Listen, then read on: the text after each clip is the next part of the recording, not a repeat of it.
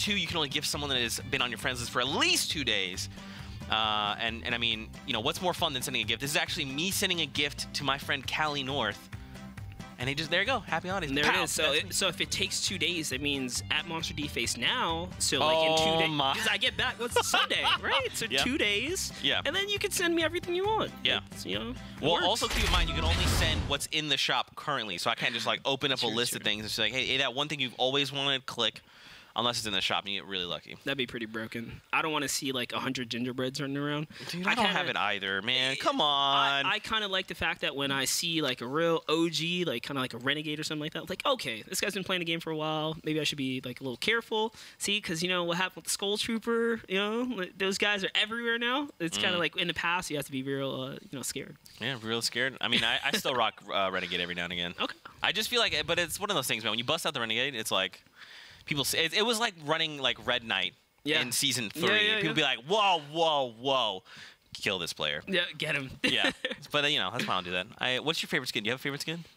So right now, my favorite combo is, I don't know the name, but it's the white girl with the red hair to the side bun with the military kind of like desert camo. That with a new ninja sword, the black and gold ninja sword. So it's one of the like default kind of reskinned with the sword. Is it Bullseye? Does she have the hat? Not the Bullseye. Bullseye is one of the newer ones. This is like one of the like kind of the original default reskins. I'm a big fan of those.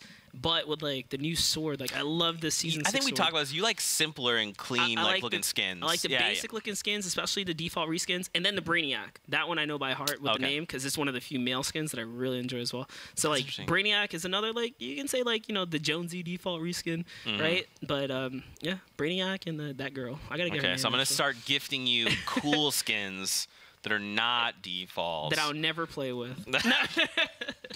That'd be so rude if you did that. Well, no, I guess it doesn't matter. You could just have it and then. I mean, someone gifted me the rocker guy with the pink mohawk. I was like, I guess let's play it. Yeah, there you go. There you go. I'm gonna send you. Did you see the new skin in the store? The moth guy.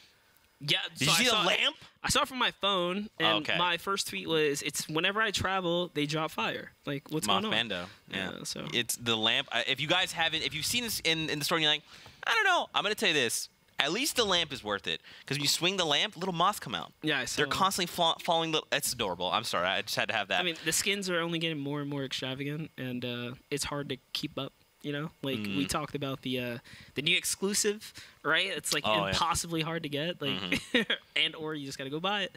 But yeah, some nice skins out there. Some nice skins for sure, ladies and gentlemen. We are gearing up for the next game.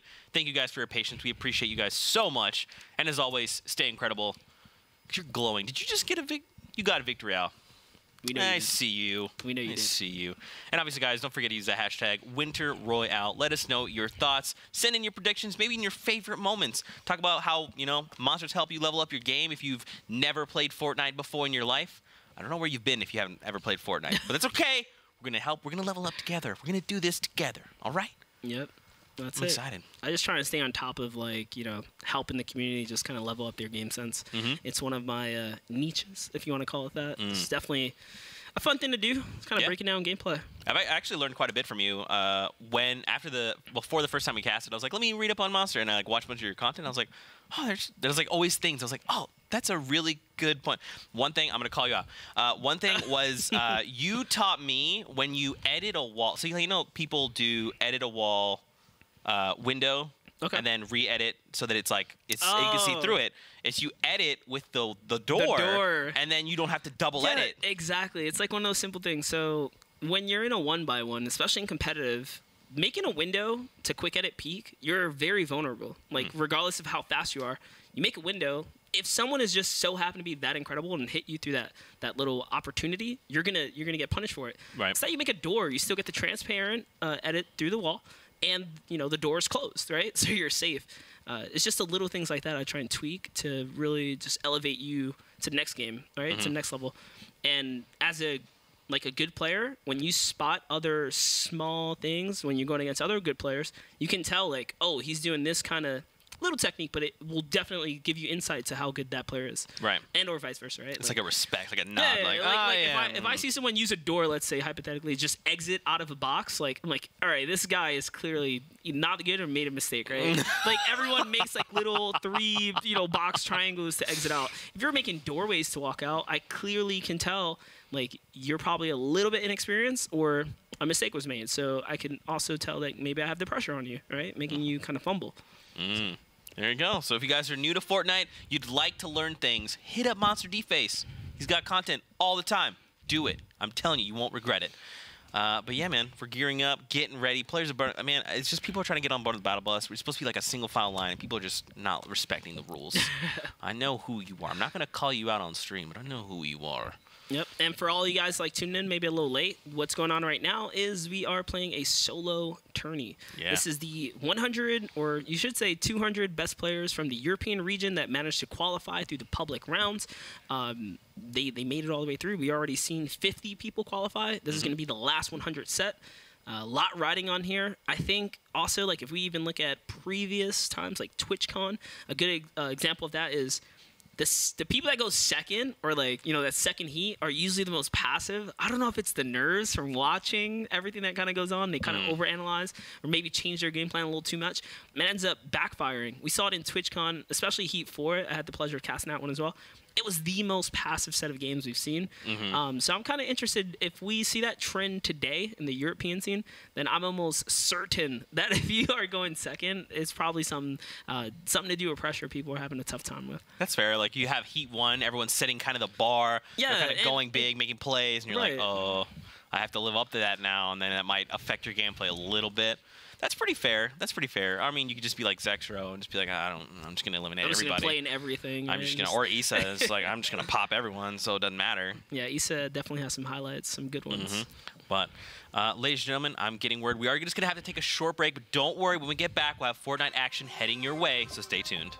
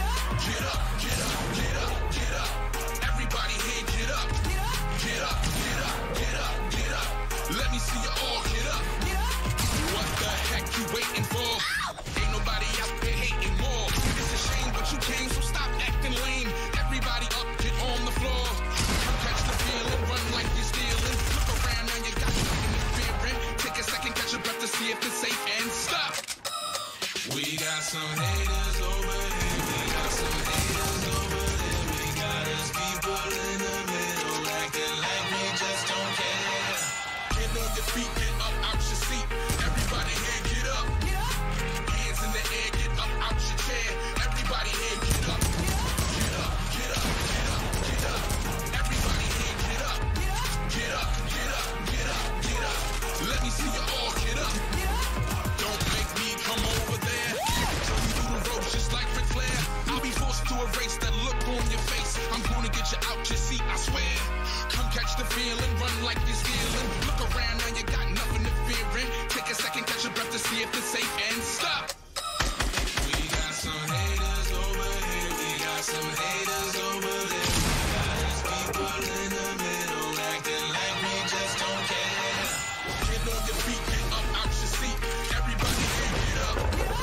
Hands in the air, get up out your chair. Everybody here, get up. Get up, get up, get up, get up. Everybody here, get up. Get up, get up, get up, get up. Let me see you all get up. Everybody in the building, put your hands up. Let's go. Welcome back, ladies and gentlemen. Thank you so much for your patience. We appreciate you guys bearing with us. Just to be clear, just want to remind you guys, so we had a game started. One player did not join. To just be fair, we wanted to reset everything, get everyone back in game, and we are gearing up to launch game number 1 of Heat number 2. As always, I'm Zeke. This week we're joined by Monster D-Face for his 3rd time. Cannot stress that enough. 3rd time. Yeah, you know, thanks. I gotta hype you up, man. That's Yeah. the whole purpose. But yeah, guys, we're just rerunning the games. Want to keep it fair so everyone gets an opportunity to, you know, take their first shot to make it to grand finals. Yeah, there you go. We already have our first 50 that have qualified from earlier on in the Heat number 1, and now we'll find out which 50 will be moving on from Heat number 2. So if you missed the earlier games, you definitely want to go back and see if you can watch a recap on those, because there was some incredible games, and I'm pretty sure, hoping, that Heat 2 will also deliver. But with that, guys, we are gearing up, getting ready. And I cannot be more excited. We've already casted the 5 games. We got 5 more. Finals tomorrow will be 6 games. And then we're going to say X person is best in Europe. That's it. Yeah. So this is for the European region. Next week, is it? It's already time for NA. So, you know, it's got a lot of competitive games ahead of us, and next week's going to be the same format. It's going to be 2, you know, different heats of 100 amazing players that are going to go head to head, try and see who's the actual greatest. And it looks like now match 1 is kicking off. So again, thank you guys for your patience. Most importantly, again, we just want to make sure everyone gets their fair shot. So let's go and take a look at this battle bus. Here we go. First game of Heat number 2. Obviously, for everyone at home, don't forget to use that hashtag Winter Royale. Let us know your thoughts, what you'd like to see done differently, and obviously make some predictions. Who are you excited to see go into this Heat number 2? But here we go. Kurt kicking things off. We are over Greasy Grove right now. Pretty solid bus, Monster. This is a good bus. I mean, it's slicing the map straight pretty much down the middle, giving a lot of players access to the entire map. So you can see this game is already kind of shaping out to be a little bit different. Instead of Greasy Grove being highly contested by multiple players, it's contested by 2. And there are multiple players outside of the zone though, right? Like Corrupted and then the little Broken Shack up top. So you can see the game just, this is going to be a different game. The action is going to take place in different places. That's because we have different players. And we talked about this before as well. Different players mean, you know, different, you know, rotations, and certain parts of the map might not even be contested at all. So here in the past, we saw 4 players here. Now we only have 2 guys here. Just 2. Kurt and whoever else is here as well. Start things off with a grappler. You'll love to see it. And actually, not to bring up what already happened, but Keenstar and LOL Boom, 49th and, no, what's it, 50 and 51st player, yep. Fighting from the same area, which was Greasy Grove. So it kind of shows you that every single elimination matters, and losing these early game battles, you don't want to be there. So we already have someone rotating from the Broken Shack down, and looks like we're hopping over to Quad Riceps here. Leon looking to farm some mats. Seems like he has Hayes Ego kind of backed up here. And he's just trying to get his materials right. His loadout, not the greatest, but still a full set of something, right? He's not only have a shotgun, he's got an AR as well, and some explodes to go with it, or stink bomb. I don't think he knew where that shot came from, but it was over the hill there. Yeah, he must have gotten already contested a little bit here. That's why he kind of paused up before. So he's just on edge at the moment for sure. So have 96 players, Monster. This was not the case in Heat 1. No. In Heat 1, it was just elims after elims. I brought this up. It's always something about the people that go second. There's must be nerves or something like that. But yeah, you're right. We were already down to like 80-something players in Heat 1. Now we're looking at a lot larger numbers as far as the player base goes.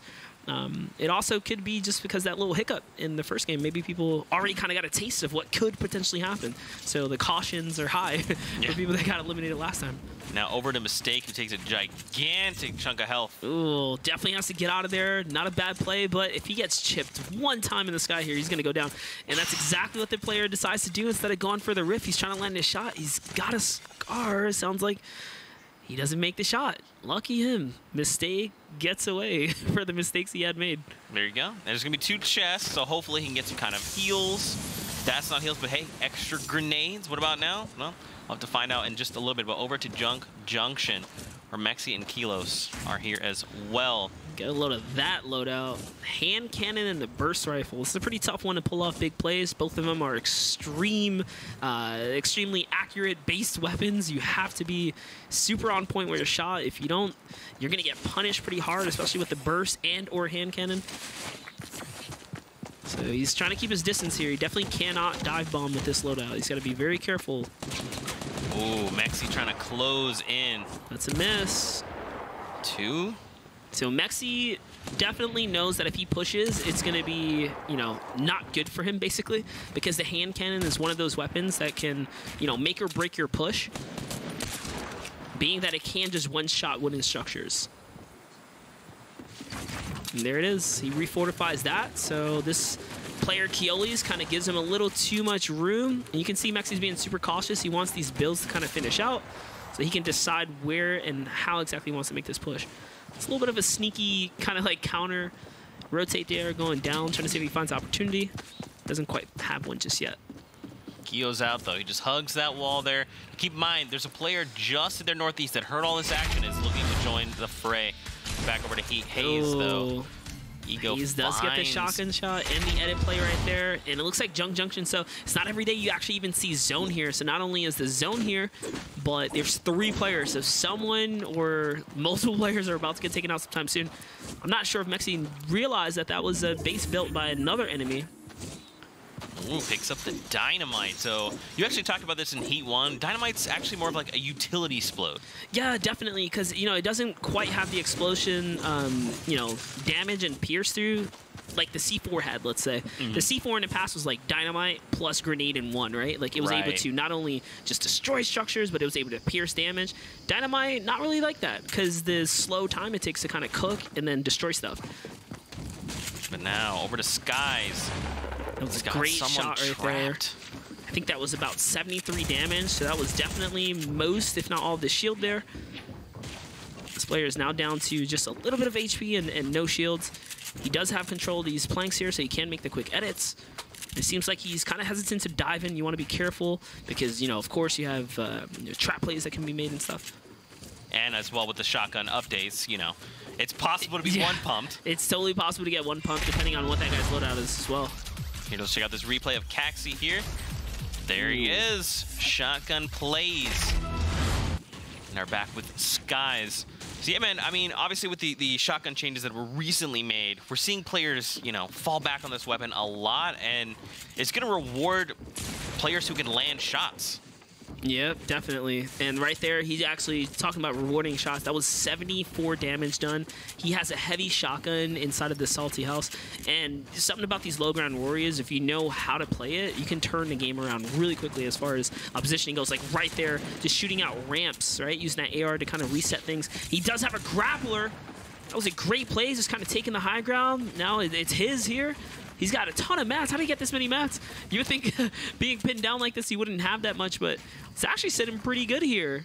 But now Axe has joined the fight. He's like, look, I hear some engagements happening. I'd like to join in, please. So does Athek just above that as well. So now Athek in the most dominant position as far as all 4 of these players go. Score decides to get on out of here. He doesn't want to be a part of this. Axe lands a shot right there, which was a headshot. This player is now in a 1 hit needed RPG's going to reset everything here. Is he going to make him fall? He doesn't. There it is, into the box with the hand cannon. That is textbook. If you're not familiar with the hand cannon, it basically does a ton of damage to player-built structures. So you can actually one-shot player-built wood structures, about two shots for brick and metal. But more importantly, if your structure is freshly built, it'll break it no matter what. So the hand cannon, absolutely, you know, meta, if you want to call it that. It's just a great weapon for any loadout, especially if you're an aggressive type of player, because making plays like that. Man, Skies is all right. So he's forced to use the launch pad, which is good. But he leaves the launch pad for Axe behind him, and Axe is like, whoa, whoa, whoa, hold on, I'm gonna go ahead and make this rotation with you. Yeah, you gotta understand, like, Axe not only, you know, has an RPG, but he has an upgraded pump shotgun, which you can hear, right, when you're in battle. You know if this player has an upgraded weapon or not. And I'm sure, oh gosh, I'm sure he heard it. So that was right there. Axe going from 0 elims to, you know, 3 really quickly, getting himself a point right there, and now leading in eliminations for this round so far. Takeoffs here. Very edge of the map now. They do have to go pretty far. The new safe zone is over by Pleasant and actually is to the west of Pleasant. So we still have very far to go. But again, man, we're seeing people, a lot of actually players pick up this grappler. And the idea is you pick it up and it will help you make rotations, but you want to save as many charges for late game as possible. Yep, absolutely. And I mean, just taking a look at the world map here to catch you guys up. The south, I want to say southeast part, southeastern or southern and / east part of the map is so highly congested. The north part, barely anyone up there, just a very few solo players. There's probably going to be a lot of battles that are going to get taken place in the storm potentially, because right now the shots are being fired all around Tilted Towers. There are just players everywhere. You can see, talking about Tilted Towers, here we are. In the action, there are players coming left, right. Just look at that little map right up there in your right-hand corner, guys. There are players everywhere right now trying to rotate to this next zone. Ska here, trying to make this safe rotation as quickly as possible. I see 1, 2, 3, 4, 5, 6, 7, 8, 9 players rotating at once right now, all deciding not to necessarily fight because this is not the greatest time to fight when you have a rotation like this. It's a little bit more important for you to get to the next place you need to be and then battle. As they approach this next line, though, they're getting close enough. Notice how people are setting up. Nerve now putting the brakes, Kurt putting the brakes. People are ready to fight because they're very close to the zone now, trying to hold players out. That's exactly what we see Nye do here, is crushing Kurt's shield away. Kurt with a great cone play there, but he does get countered back as well. Just barely misses that shot. And now he's just trying to, like, Kurt has high ground. And now, I mean, Nyx is getting third party from someone. This is all these guys coming over this hill we just saw. Oh gosh, Zeke looks like he lands this shot. Oh no! Oh yeah, he does land a shot. Okay, so Zeke just coming in hard right there. He gets to get 2 of them. Oh no, Fledermore is actually. Oh gosh, there's so many players here. It's hard to keep up with who's actually landing these shots. So Zeke gets 1. Fleet looks like he comes in and grabs another. Now down to 66 players left. I'm surprised we're seeing, I mean, in previous games during Heat 1, there was a lot less players. But I mean, it is just the first game. Maybe just some early game jitters, you know. I mean, warming up. It's the first game. It could be the zone, right? Just depending on where people land, really shake things up. Just having like a north zone like that is probably one of the first ones you've seen today. Most of them have been somewhat to the south. And you guys can see here just the format of the game we're playing. Players want to catch these eliminations. 3 to 4 give you a point. 5 to 6 give you a point. 7 give you another. And then every elim after 7 is worth 1 full point straight to the board. Back over to Axe. He's got himself 4 eliminations with 1 more. Like Monster talked about, he's going to have 2 points hit the board for him. Yeah, it's all he needs is actually 1 point or 1 more elim to get him a full point here, which we've seen 2 points basically kind of guarantee qualification. So if you can knock that out in game 1, you're going to be feeling good in this Heat 2. Take a look at the current scoreboard, man. I mean, Axe is leading the pack right now with those 4 eliminations. Taking enough time to pit stop there for some mushrooms. Here comes Pusher coming in right from the backside here, rocking that nice agent there, and he's gonna get shot at. He's gonna take this battle in the storm, feeling extremely confident because he has an epic pump. Now the epic pump damage carries like crazy. He wants to secure this elim before the storm gets it. He already saw whites. He knows he's gonna land a shot right here, and he does. Great for him to be able to actually get that point right there. Notice that had he not, oh gosh, been in a different situation, but he did get paid out for the elim itself, so maxes out his HP basically for the storm. Now we're back on Axe. There's someone just on the other side. It's Wiccacy. Oh, no. He can make this. I don't want to root against Wiccacy here, but Axe has been feeling so good so far. I mean, he's got to feel, you know, like he's in form, right? He's in shape. He's already taken out 4 different players. This is a lot of confidence for Axe here. So all he's got to do is make this play right here, and that'll be a point. Wiccacy playing this well, very quickly edits his way out. He's definitely being cautious with where he positions himself. He wants to give himself a little bit more breathing room. He decides to do that and then disengage downwards, which is a really good play because the players up top are getting fired at. Now keep in mind, Wiccacy does have a Porta Fortress, so he could basically take up all this space at will. I personally am in the mindset of, like, you just kind of save that till late game and you just drop this thing on people's heads. Yeah, and that's then what let most them players do. Get scared. You gotta also think about it. That's like a bouncer, right? You don't really have exactly. bouncers anymore for rotation. So if you have one of those, that can really change things for you. Look at this new safe zone. So we're going up on the hill. Monster, if there's anything these skirmishes have taught us, is that if you have to fight the hill, oftentimes the hill wins. You should really say the storm wins, because that's who comes out victorious when it comes down to this. The hill kind of like rotations are tough to make. Everyone's still, I mean, we're pretty passive right now. You touched on this, man. Not much action happening. Still at 57 players in the current lobby. Oh, there it is. Wix looking to use his Porta Fortress here. Maybe he's had enough of burning through materials. He's gonna need some materials for later. So here it is. He knows exactly where he wants to be as well. The little side cone right here. Goes straight for it. Wastes no time, no hesitation. And Axe actually in a worse position he was than before here. He hears a battle going on. He's trying to get a piece of it. Yeah, man. He's only, I mean, 6 HP, 25 shields. Things have gone quite wrong. Oh, that's a sentry being put down right below him, the turret.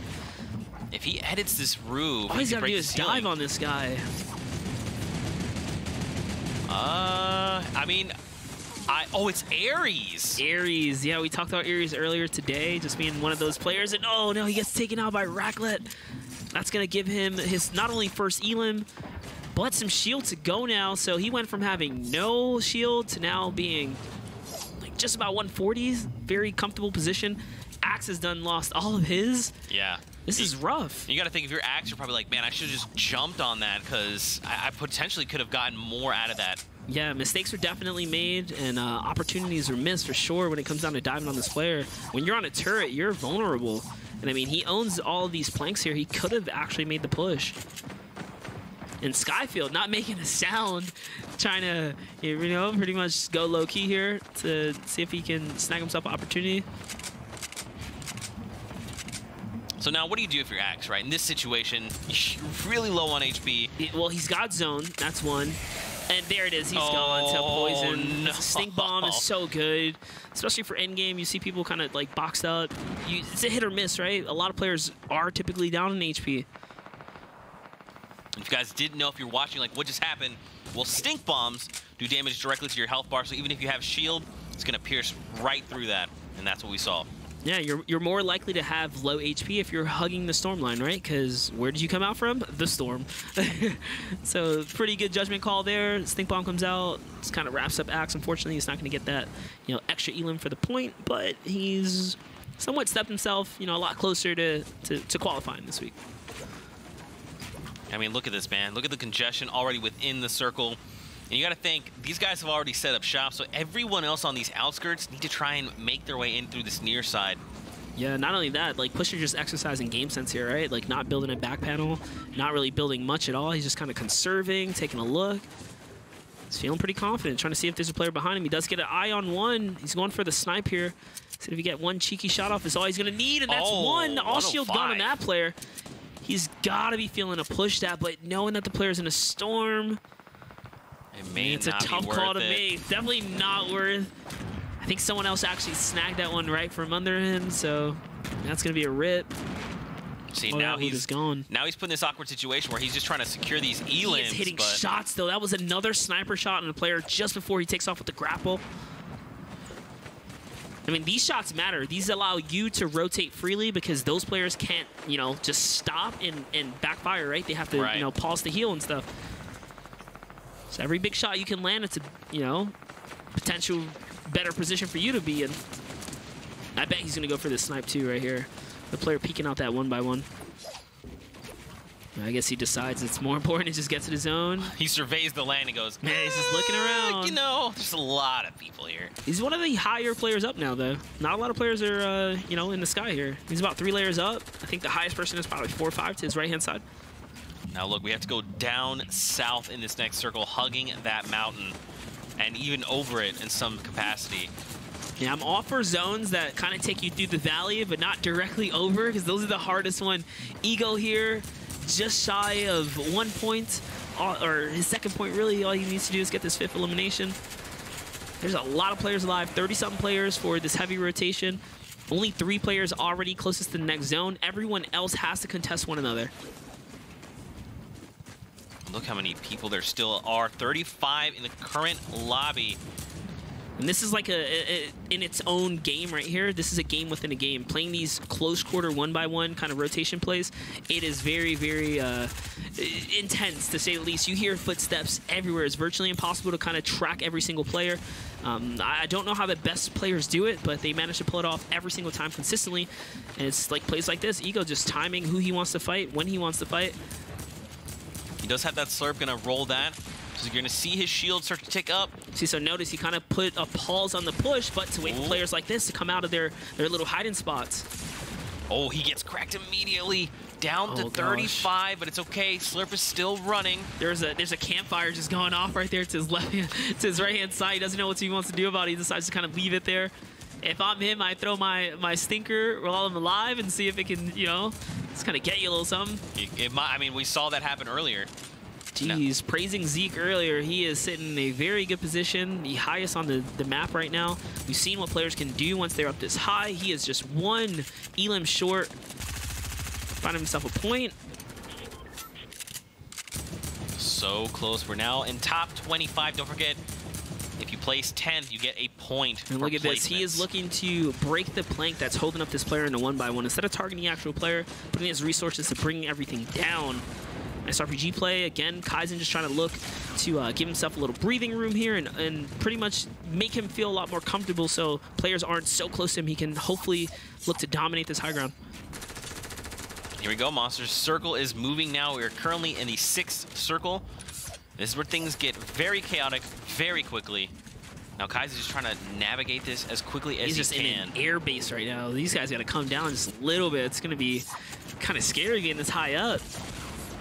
Now, thankfully, we're moving off the mountain, back on the ground near the corrupted zone. Yeah, this is definitely the most amount of players we've seen alive. There's over 20 players alive in this, you know, unlimited or never-ending moving zone, right?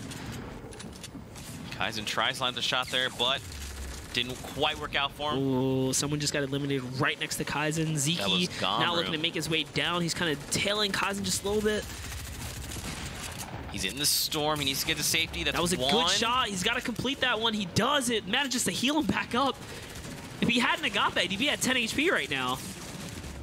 That 50 health on Elim really paying dividends. The player right below him. That was a good edit. Oh, man. This guy is buttery smooth with the edits right here, Zeke. Oh, loses some HP, but he still manages to stay alive. He cannot get ticked right now. He can't flirt with the edge of the zone right here. We're down to 6 player. Wait. Being pushed. Barely makes it. He ticks to the storm. 1 HP. 4 players remain.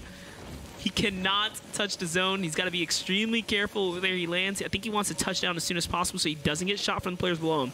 He's trying to just stay with this circle. Ideally, you want to be up there, but hey, man, if you can hug this tree right here, use it for natural cover. This player touches down first. That's a hit for him.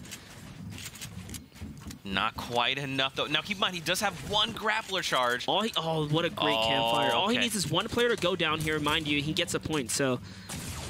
Oh, gosh. No. He ends up being the player eliminated. Goes down. We're top 1v1 situation. Flutter up top. He's got zone. He does, but keep in mind, his enemy is full on health. Probably 175. He's got to hit this shot. Is he going to land it? No. Astral ends up being Bila who lands the pump shot. See, that's what I'm talking about, Bill. You just hit him with a T-pose. That's what you got to do, all right? I appreciate that. So, man, that was a slower pace game. Okay. They built themselves quite the city there toward the end of the game. But But yeah, man, that was a slower paced game here coming out for game number 1. Yeah. You know, and we kind of foreshadowed it, right? You kind of get a feeling when it comes down to players and a lot right down the line, especially when it's your second, when you're the second one up, you feel that. You feel that. And we saw just players being a lot more cautious this time around especially for EU. It's a little bit of a surprise. Yeah. One thing to note is Takeoffs actually had the most eliminations at 6. So at minimum, he's gonna get himself 2 points. But yeah, man. I mean, again, it was just a very slow game. We saw people playing maybe a little too conservatively, maybe a little too passively. But I mean, again, maybe it just comes down to just the first game. Yeah. Things will pick up. Don't even worry about it. And it was also unfortunate to see 5 different players have 4 eliminations to So close. You know, just barely eke out that second point, which could be the difference in like, oh, I made it, you know, and just kind of ease up your game, and then you go for those highlights. Then the highlights. Yeah, you go for the highlights after you know you done made it. But yeah, it was pretty tight. Pretty tight, for sure. Let's take a look at that last moment to see how the victorial happened. Correction, it was actually 8 players who had 4 elims. I thought it was just 4. 8 players. 8 players came up shy, man. And I mean, you know, it is only 1 point getting to that 5th threshold, like 1 additional point, but to come so close and have it taken away, you just gotta hope that they can just reset themselves. Say, look, you know what? Whatever happened, it's all right. We just need to go to this next game and slay. That shot was 210, by the way. Regardless if that guy would have had, you know, over 200 as far as his shield goes and stuff, that was a clean 100% headshot right there. He just said, "I would like this victorial. Thank you so much." No matter what, he had that shot. Just having the better connection. There you go. There you go. So, man, what do you want to see done differently going into these next few games? Because remember, we have 4 left to go. Yeah, honestly, you know, it kind of just depends on how things go. That was one of the weirder zones, right? You had players just having some crazy rotations. It was all the way northwest, so players had to come all the way, you know, from the south part up. I can't really judge, you know, too much here. You got to feel it out when it's more of a centralized zone. You know, players aren't, you know, typically used to having junk junction in their favor. When you have zone like that, you just kind of have to park. Yeah. Right? Just park. If you're playing the villain layer, you stay in there, right? You just farm, dude. There's no reason for you to go anywhere. You have the high ground and stuff. Yeah, and then again, we see players having to fight against the mountain. And luckily, a lot of these players seem to have navigated pretty well. They actually went down just being eliminated to the left and right. We didn't actually see players being like, oh, there's a wall here. I have to break this. There's a wall there. I'm now eliminated. And I mean, also to touch upon rotations, at one point we saw 10 players outside of Tilted Tower, like rotating right next to each other. For all of them, you like, all right, I can't really shoot at you yet because we got a long way to go. Yeah. So they respect the rotation. You got to respect the storm. Yeah, for sure. We'll take a look at the highlights coming out of that last game. And, you know, there were some pretty awesome moments for sure, and a lot of new names I honestly haven't seen before, and I'm really excited to see all these players come out and have their shot, you know? Yeah, and that was a crazy shot right there, 190 connection. Here we have Caxi. We got to see that one. That was another clean shot. Just heavies and pump shotguns across the board right now. Not a lot of double barrel action so far. Here we saw Axe kind of come in. He lost control of things and turn it back around with hand cannon. This was a little rough getting to see the turret there. Oh, just dived in on him. Yeah, 133. There's not much you can do about that. Man, I really enjoy seeing people gravitate more toward the hand cannon. It's a very versatile item. You can use it to just chunk people out, but you can also use it to just punch through builds and punch through people's bunkers. What are your thoughts on it? Definitely just a meta loadout, man. If you have that hand cannon, you have a lot more plays in your pocket. And that's the 210 we saw earlier from, how'd you pronounce that one? Was it Baloo? Baloo.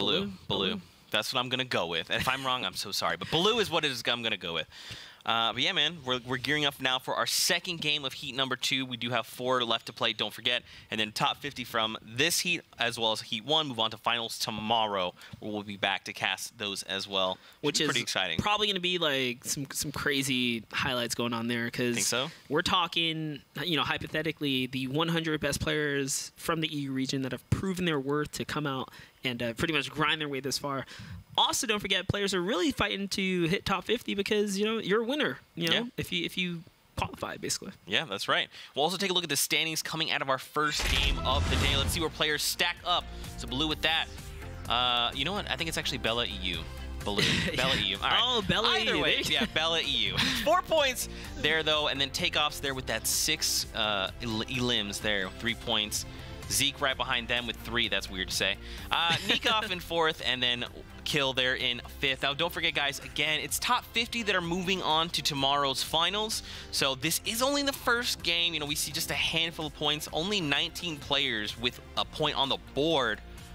And I mean, you got big names like Stompy, Boyer, Everglide as just a few examples, Rogue Gamru. Yep. So, I mean, we should still be gearing up and getting ready for some intense games coming up. Yeah, another little shout out to Boyer, man, getting picked up by E11. Congratulations. E11. Yeah, congrats.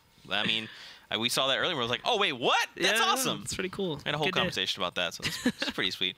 But, guys, we are getting ready to hop into game number 2. Don't forget to use that hashtag Win Royale. We want to hear from you. Are you guys enjoying all the action? Do you have any predictions? Who would you like to see go on to the finals?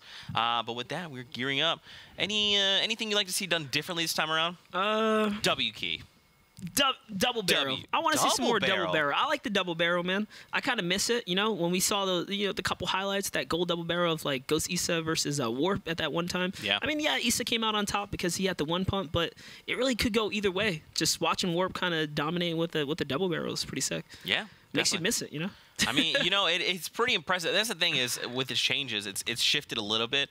It's even more of a close range weapon because we have had that damage fall off as well. It's tough. There's a lot of options now on the table, and that's pretty cool because you can kind of see players gravitate towards certain play styles and weapons that kind of favor them or that they favor rather. So it should be pretty exciting. Yeah, like you don't. It's not every day you get to see the Sentry, right? So. That's we saw a little Sentry action too. The first time we've seen it. Yeah. We actually didn't see many people utilize the heavy sniper as well, as we saw like just a bolt. I want to say due to the hand cannon being where it is right now, like heavy sniper is just like falling out of preferred, loadout. Snipers have always been one of those things that Europe kind of used more of, but I mean, again, when you have the hand cannon now, it is like a little mini sniper. It has a nice little punch down range, and it can pierce through all builds. So, you kind of rather have like a deck of cards, right? Plays to make, as opposed to kind of trapping yourself. The heavy sniper, you have limited plays, and it's a lot harder to use. Yeah, much longer reload. You'll have the one shot as opposed to the entire mag of the hand cannon. So, but ladies and gentlemen, here we go. Match number 2. We hope you enjoyed the action so far. 4 games left to go. And don't forget about finals tomorrow. Battle Bus is launching. And it is cutting down the middle of the map. Down kind of toward flush. It's a little bit of an angle there. It's one of the kind of first buses we've seen of the day to kind of just hover straight over tilted, though. This might actually be an influencer as far as where people decide to go for. Definitely seeing what looks like less players over like Pleasant, right? We've seen a lot of players there in the past. Maybe this time it's kind of like cooled down a bit. Some pretty stretched out lands as far as people going to the western, or what we call West World, on the east side of the map here. So I see a lot of arrows going towards Paradise, actually. Yeah, they're trying to hit that Pueblo if they can. There's lots of good spots here as well. Oh, this time around, Salty's actually being contested. The cliff, the divot, the corrupted zone. So the center map is going to have a ton of players here. A player opting in to land on top of the llama too. At tilted. He's going to be set, yeah. That's all. Yep, he claims it. There you go. There it is. So that player is probably feeling really happy about their decisions. Yeah, they kick things off with the llama, and then rotate up to Leaky Lake, where there's a ton of chests, not a lot of materials. So he goes in with an immediate advantage if he can get a weapon. For any player at Leaky Lake is going to have a problem fighting. And now we are over to Mark. He's here in Paradise. We called this out as one of the highly congested areas right now. Yeah, you can see just like there's a ton of players here, not only in Paradise, but the surrounding area, the coast. Just a fantastic place to land, because if one player gets the entire coast himself, you're going to get not only materials, but a ton of chests, and then the options of the rift to decide where and who you want to land on. What's your strategy going into Paradise? For me, I'm more of a coastal player. I like having that option of just kind of like the disengage. I don't play for the motel hotel spot like this place right here. I find this place to be the most risky because of all the windows. See, notice how he had to build, right? He had to build a wall to farm the mats there. That shows every player here, if they're looking in, exactly what floor he's on. Right. It's just a big place to give away a lot of information, as opposed to like some of these places where you can pretty much farm freely, still get relatively, great stuff, and then decide where you want to go. So you kind of get the drop if you're in the residential area, as opposed to the big hotel area. Yeah, definitely. I'm more of a Pueblo person myself. I'm scared of Paradise. I'll be honest and vulnerable with everyone. But You know, I still enjoy Paradise. I think it's a really cool place to be. And Rift's very close by, means helpful rotations as well. And talking about players, like on the coast, we already have an engagement kind of going on back there. You see these two players are fighting, and now look, Zeke finding himself Greenstock here. So he's got players behind him. He probably hears shots already happening over there.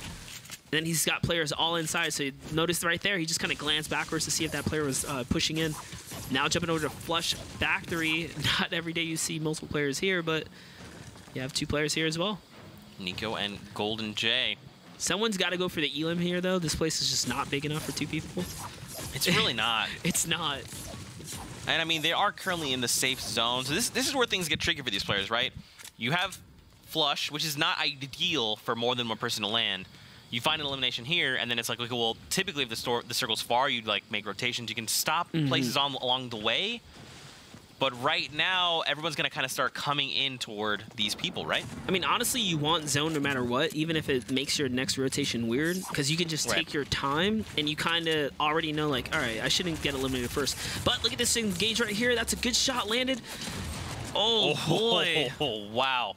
That is a clean headshot there to secure that. Very clean. I mean, J1 Nosta right here, or Janasta, is just landing every single shot right there, even the hit fires from the AR. It's absolutely clean. Swapping back over to the pump. Riska here, sitting with a tactical. We talked about the blue tactical being a great weapon. It's a good dynamite right there. It's going to be able to blow up everything up here. It's going to take him too.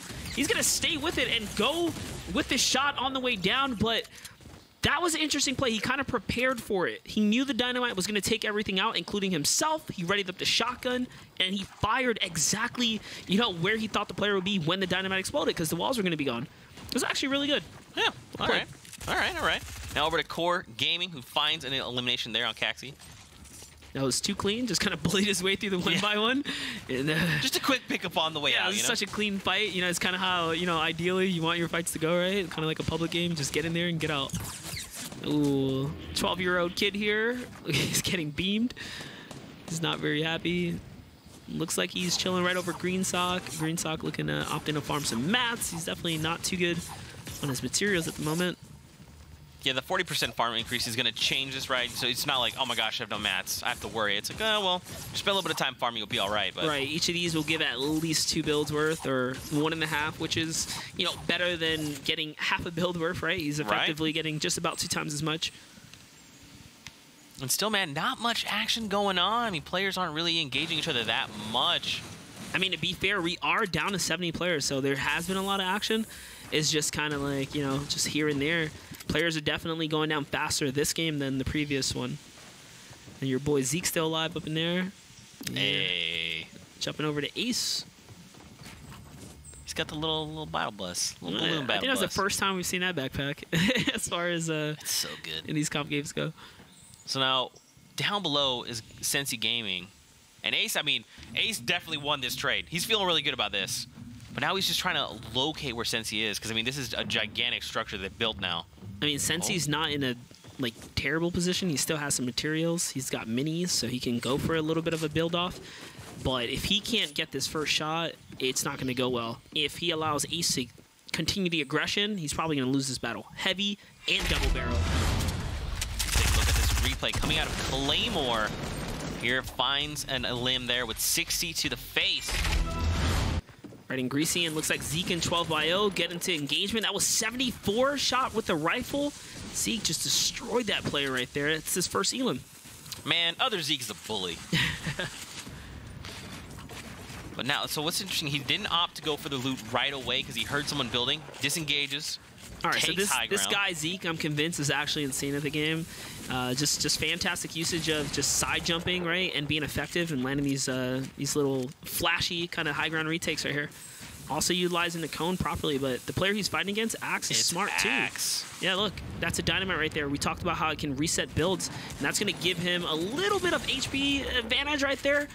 All shield gone on Zeke is now 36, and he gets melted by Mark right there. That was Mark just kind of came in out of nowhere. Yeah, he just kind of dived into this battle. Now Axe has to fend against this player as well. So Mark gets to reap the benefits there, and Axe is left with nothing. Wait, Mark falls? His damage did not... He did stick the landing. Oh, no. So Axe, luckily, and I want to say luckily because he knew for a fact Mark was going to have at least 50 more shield or health, right, than what he came in with. Right. But he decided to stick to his guns and go for the build-off, even though he had an impulse. Like, he could have just gotten out of there. The confidence. He just had the confidence. He wanted to stick it on. It paid off for him. And now take a look at retail. There's plenty of people here. Alpha here as well. The new safe zone super far down by Lucky Landing. Oh gosh, another terrible zone. This is a rough one, man. When they have to make these super long rotations. First we've seen a complete north zone. Now we're looking at a complete south zone here. And it's Wixie actually going off. Contestant Alpha 7 here. He loses the high ground. Someone else. This player already kind of third-party Wixie in the back. I think Wixie's going to bring the entire build down potentially. That's a dynamite. That's a dynamite. It's time to go. Now shots up top as well. I mean, Alpha's still there. He's still chilling. He's still good to go. Yep. Alpha decides to hold ground here while everyone else kind of rotates out. They realize that it is a long rotation, and they don't want to be around. So we did see Robs go. He was the one that grappled on top of that building. He's just like, you know what? We've got to start making rotations, boys. It's time to go. He's actually going to refresh the Dark Zone there so he can get a longer rotation out of this. This player setting up the ATV for the quad. He's going to do the quad boost here to kind of get a huge rotation across the map. There he is, flying. He's gone. That's something you see pretty often, right? You just start doing backflips, boosting. Yep, you can navigate the map pretty quickly. Oh, Rasmusny hits his shot right there. Doesn't even get shot in return. He's at 100 now. That's 2 elims for him. And it looks like 2 elim is the cap at the moment as far as players with 2 elims are leading. Apostle here against no one's earned a point just yet.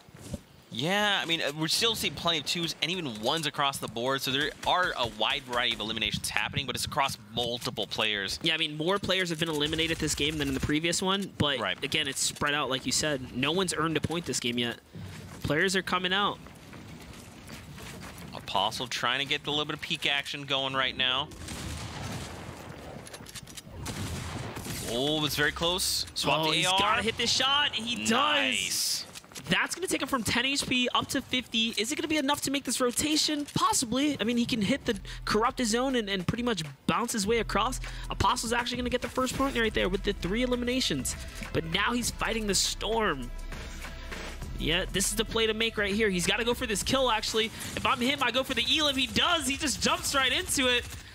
Trying to lock it down. It's not enough. Oh, it is. lands another one. That's 50 more for him. This is going to secure his rotation now.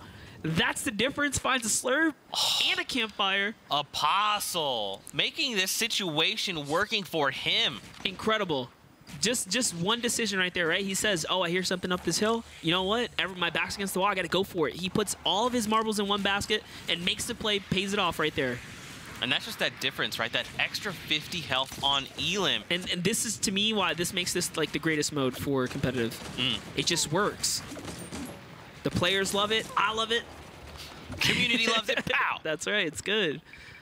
Now bring it to the main game. I'll pass that on. I'll pass that feedback along. Oh, Robs, did he cooking just... dynamite? Remember, you can actually cook it. So, yeah, you can pull it out. Right. You just kind of let the fuse go a little bit. So when you toss it, players have less time to react. So I'm assuming because there's the quad right there, Alpha was the guy on the quad. It was making that rotation. Yep. Loadout's looking pretty good. Matt's, you know, it could be a lot better. I mean, honestly, we've seen this happen in the past as well with players hold on to quad launchers for these rotations. Notice how he's got to protect himself just to farm. So he's spending 30 to make like 40 or 50. It's just what you have to do in these comp settings. He's looking for more loot if he can find it. Robs goes there. We saw him rotating from a fight earlier. We got Everglade over the hill. Wiggacy not too far as well. The new safe zone, much closer to Paradise. This is a really interesting circle. This circle is playing mind games, dudes. It is now all the way to the eastern half. First it was hard south, now it's hard east. There are 2 supply drops and on honestly, the map. It could have been worse. Like, it could have just hovered straight over all of that southeast water, guys. So at least they got mainly land here. Because if they would have had majority of this into the ocean, that would have been pretty interesting. I mean, look at the effective play space, man. It's such a fun one, and I mean, you've already got people that are kind of set up in position in this new safe zone. Look at this though. Like Tribune is straight staring at a player as he rotates. He hasn't fired once. They're actually both looking at one another as they're hopping across. They are just looking at one another. This is interesting. Tribune and Greensock. Okay, so Greensock puts the brakes up just a little bit. It's like, what's up? What you want to do? Now Tribune firing the first couple of shots. He looked a little too hard. Green, if you just stop looking this way, he will stop firing. He just wants to get to the zone. There it is. That's like an interesting ships the night kind of thing you have. Yeah, you know, like, I want to get safe. Look, man, I respect you. You respect me. We'll fight. Just give me. All he's saying is like, listen, I'm shielded up. I have plenty of stuff for end game. I'm playing end game right now because he does have a slurp. He does have 2 shields. He is good to go. He doesn't need this fight. Oh no, Greensock's gonna actually tag him right there. Over to Apostle. We saw him making plays. He's got 5 elims on the board. With 2 more, he gets himself 3 points, and then after that, it's all big bonuses. And I mean, at one point, it looked like his entire game was over. Suddenly, he gets 2 more. His HP goes all the way up. He's back. And with all the loot that he acquired along the way as well. So he might actually still have a campfire as well. Remember, he picked one of those up from the storm. Unless he used it, and that's why he's still on the coast right here. So with a minute to spare, he's got a long rotation, but lucky for him, a lot of these players have already kind of started the rotation here. And there it is. This is who he takes out. Swag with a quad launcher shot. Quad launcher actually interesting, one of the smaller explosion radiuses as far as all the explosion weapons go. So it's harder to hit those shots. Not like the RPG just have a wider range. Yeah, you basically have to hit someone almost dead on to get some of that pretty damage. much have to be right in their radius to land that shot. So pretty impressive stuff right there. Used the quad for Apostle. Apostle just going to try and make his way up and around this circle, but... we talk about bouncers. He used it. This is... I mean, okay, so let's keep this in mind. We got 41 players, a lot of them near this near side. Yeah, back to old school where people are just trying to stay alive. Apostle getting fired at. Oh gosh, he got beamed through several builds here. Now someone's diving on him with a shotgun, it sounds like.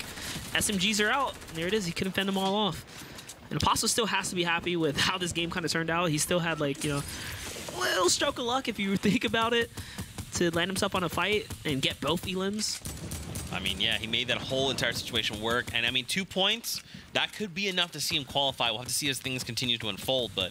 Meldside with tons of actual ammunition, so he needs to get an elim. Just keeping the pressure on, making sure... I mean, look, he's pretty close to this new safe circle. He doesn't have to move that far at all. Yeah, I mean, he's got 3 elims. He must have killed the guy that got the llama, because I don't know how else you get all this ammo. He's just burning through it right now. Yeah, Meldside keeping the pressure on Farron's. Chundis is there as well. Sensi Gaming, Tribune, we saw them going back and forth not that long ago. Here you have Sensi Gaming just kind of holding it down. He's got a long way to go as well. No mobility, just chillers. Chillers not going to be effective in this situation. You need Hill to make chillers work. He's way too low. Tribune is actually going for this one right here. He knows the players right above him. He dives into the 1x1 and eats it. Gosh. That was with a green pump as well. Just locks that down. Tops off from that 50 health. He actually landed just not only a clean pump, but I think an AR shot just as he came up from underneath the 1X. So he kind of just like anticipated him to be in the box and move position. Paffy looking to make some rotations right now.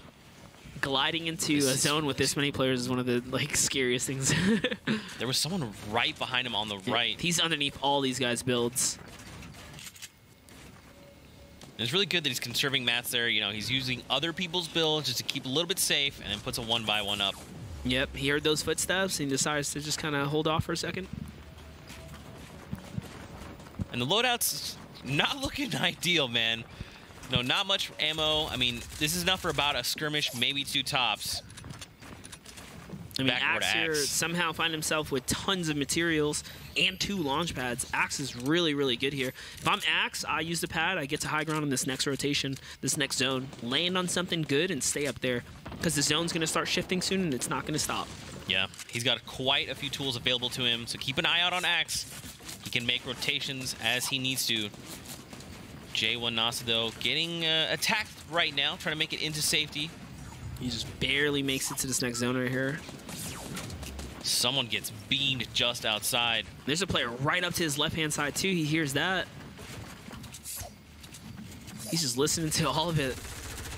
Oh, no. That floor is actually not safe. He's phased through it just a bit there. This is a bad position for him to be in. He's got to back out. He realizes it, misses the edit. You can't derp edits in this situation. You have to be flawless.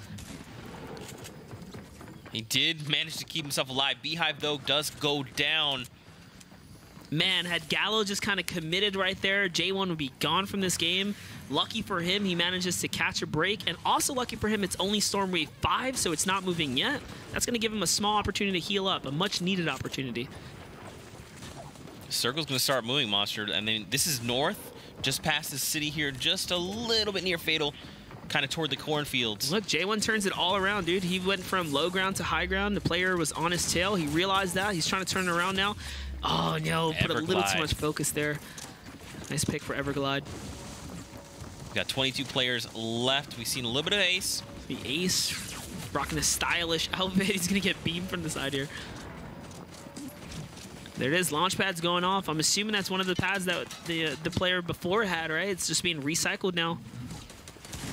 Oh, he gets shot from behind. He's got to drop down. He's got to replace this cone right here. You don't want to be on any enemy builds, especially in the zone right here. I think he's counting on the fact that maybe this player didn't hear him. He's just trying to keep as quiet as possible. He's going in the corner here. Look, he's just trying to be low-key. This is really stressful. Ghost Camel coming down around Robsco as well. Ace finds Ace actually Axe. gets it with the double barrel. And that's what happens when you jump in someone's 1X. I mean, if you got the double barrel element of surprise, he actually pulled it off right there. And now just listen to the gunfire outside. And now we have to move across Fatal Fields there diagonally. He's looking for more loot and gets beamed. Oh, no. I don't know why he would expose himself that much, knowing there's a lot of players left alive in the zone. There's still 15 threats out there. Now Mexi has a quad launcher at his disposal. You can see dealers here as well. He does have that shockwave if he needs it. Plenty of ammo. He's going to use it now. And he grabs the med kit on the way out. This is a perfect rotation for him. Quick edit right there. Barely misses the shot. Goes for the second one. And gets rewarded, bringing him back up to 40 shield. So he is good to go. It's like it never happened. No one saw anything. Don't worry about it. No one saw anything. That Elam's in his pocket. Down to top 10. All these players get 1 point for making it to top 10. Oh, no, that was not a shot. He wanted to get hit by him. That's the aggression. Is it going to pay off? Does not. Sokka actually lands a shot right there. Oh, man. Final moments, Monster. Top 6 right now. Coming down the wire. Mexi maintaining ultimate high ground. Evos and Quins down below in the barn. Now, keep in mind, since he does have that grappler, and he is running semi-low on builds, he only has the metal to his disposal. I mean, he's got the gold pump, I believe. Yeah, he does. I mean, that's 210 to the dome. Clean. I believe in him. I think Sensi Gaming can get this point right here. I think he can turn his whole entire game around. Having 290 metal is the best material in this game. Mexi barely supported right above him. Anything can happen here. That's a shot. Goes off. He actually doesn't get it. Yeah. That was given away. He only snags about 10 materials off of that, so not really what he's looking for. He's going through it pretty quickly right now. He is now in a 1v1 here against Mexi. Only wood there. Oh, gosh, that's 80 shield right there. Gone from the quad. Another explosion comes down. He's in a really tough spot right now. I mean, he needs to respect manages the to pull quad. off a mini. That's the second one. 150! Wow. Unbelievable. Lands he chips a 150. him. That is actually crazy. So that player would have actually been alive if he missed that shot. He would have taken a ton of fall damage, sure. But he would have survived. Yeah, and he would have cracked back. But I mean, a massive 150 to the face with the hand cannon. That's going to swing a fight. That's just going to swing a fight. You know what? I said he deserved it if he hit his shots, and I mean, he did. Well played. 150, dies to the fall damage. Unfortunately, he doesn't get rewarded with the actual Elam, though, because the way it kind of played off, he hit the ground. So, you know, at least he gets 3 points. Still worth 3 points for the Victory Royale. So, 7 players had 4 Elims across the board. So, again, we're seeing a lot of these players get really, really close, but they just can't quite make it over. We'll take a look at the final moments coming in from that last game. Game number 2 of Heat number 2. And I mean, Mexi had a really great position He here. had everything he needed. Oh.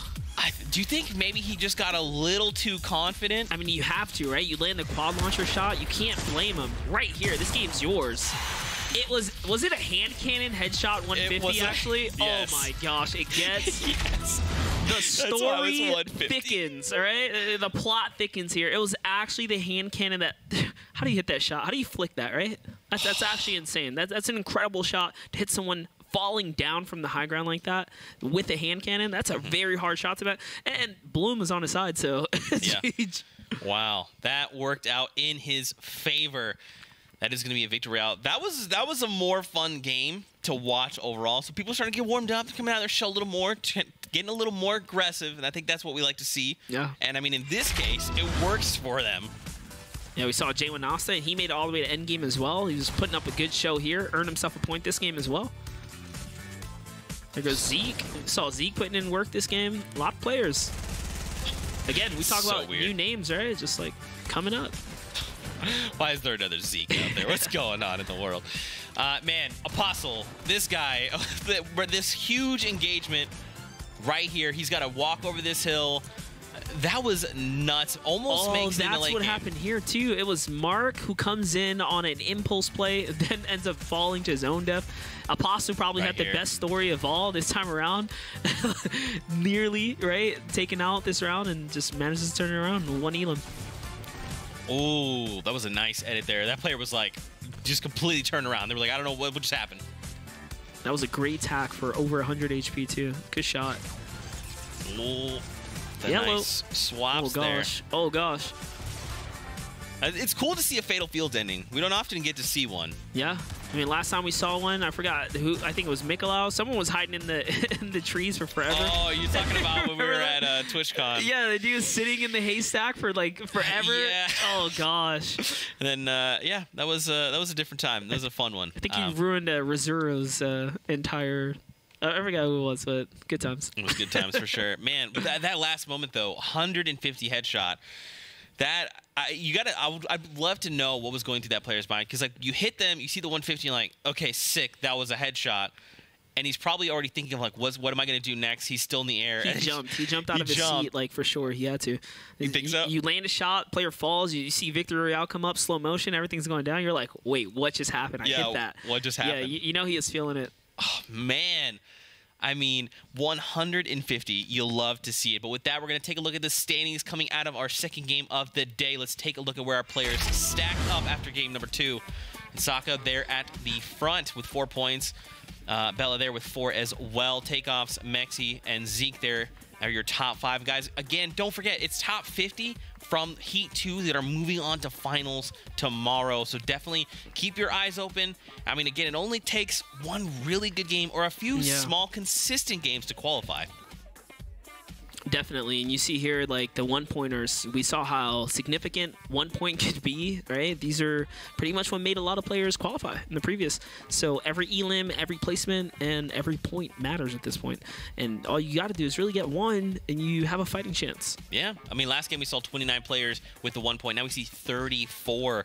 So it's not many more that have gotten points. And then along the way, some of those players have continued to accrue points, but we still got 3 games left to go. One more, then a small break, then our last 2 of the day. Yep, and these players are fighting to get top 50 so they can get into the finals, which is going to take place tomorrow. So European finals, top 50 from both of the qualifiers, right? And if you make it in, you are a winner, essentially. Yeah, 1,500 just for getting to finals. For grind and some Fortnite. Yeah, not too bad for just a few hours of Fortnite. Not too bad. You know? But yeah, man, what are your thoughts so far? So far, from what we've seen. Yeah, I think that game we just witnessed was like absolutely incredible. Seeing someone get a hand cannon clip like that's something that I would love to have in my archives, right? that is just fantastic. Just crazy plays being made. Definitely. I mean, do you think we've seen a lot of like weird things happen due to Scavenger Cup? Like, I feel like in Heat 1, things were a little different. It felt like players were running out of mats much quicker.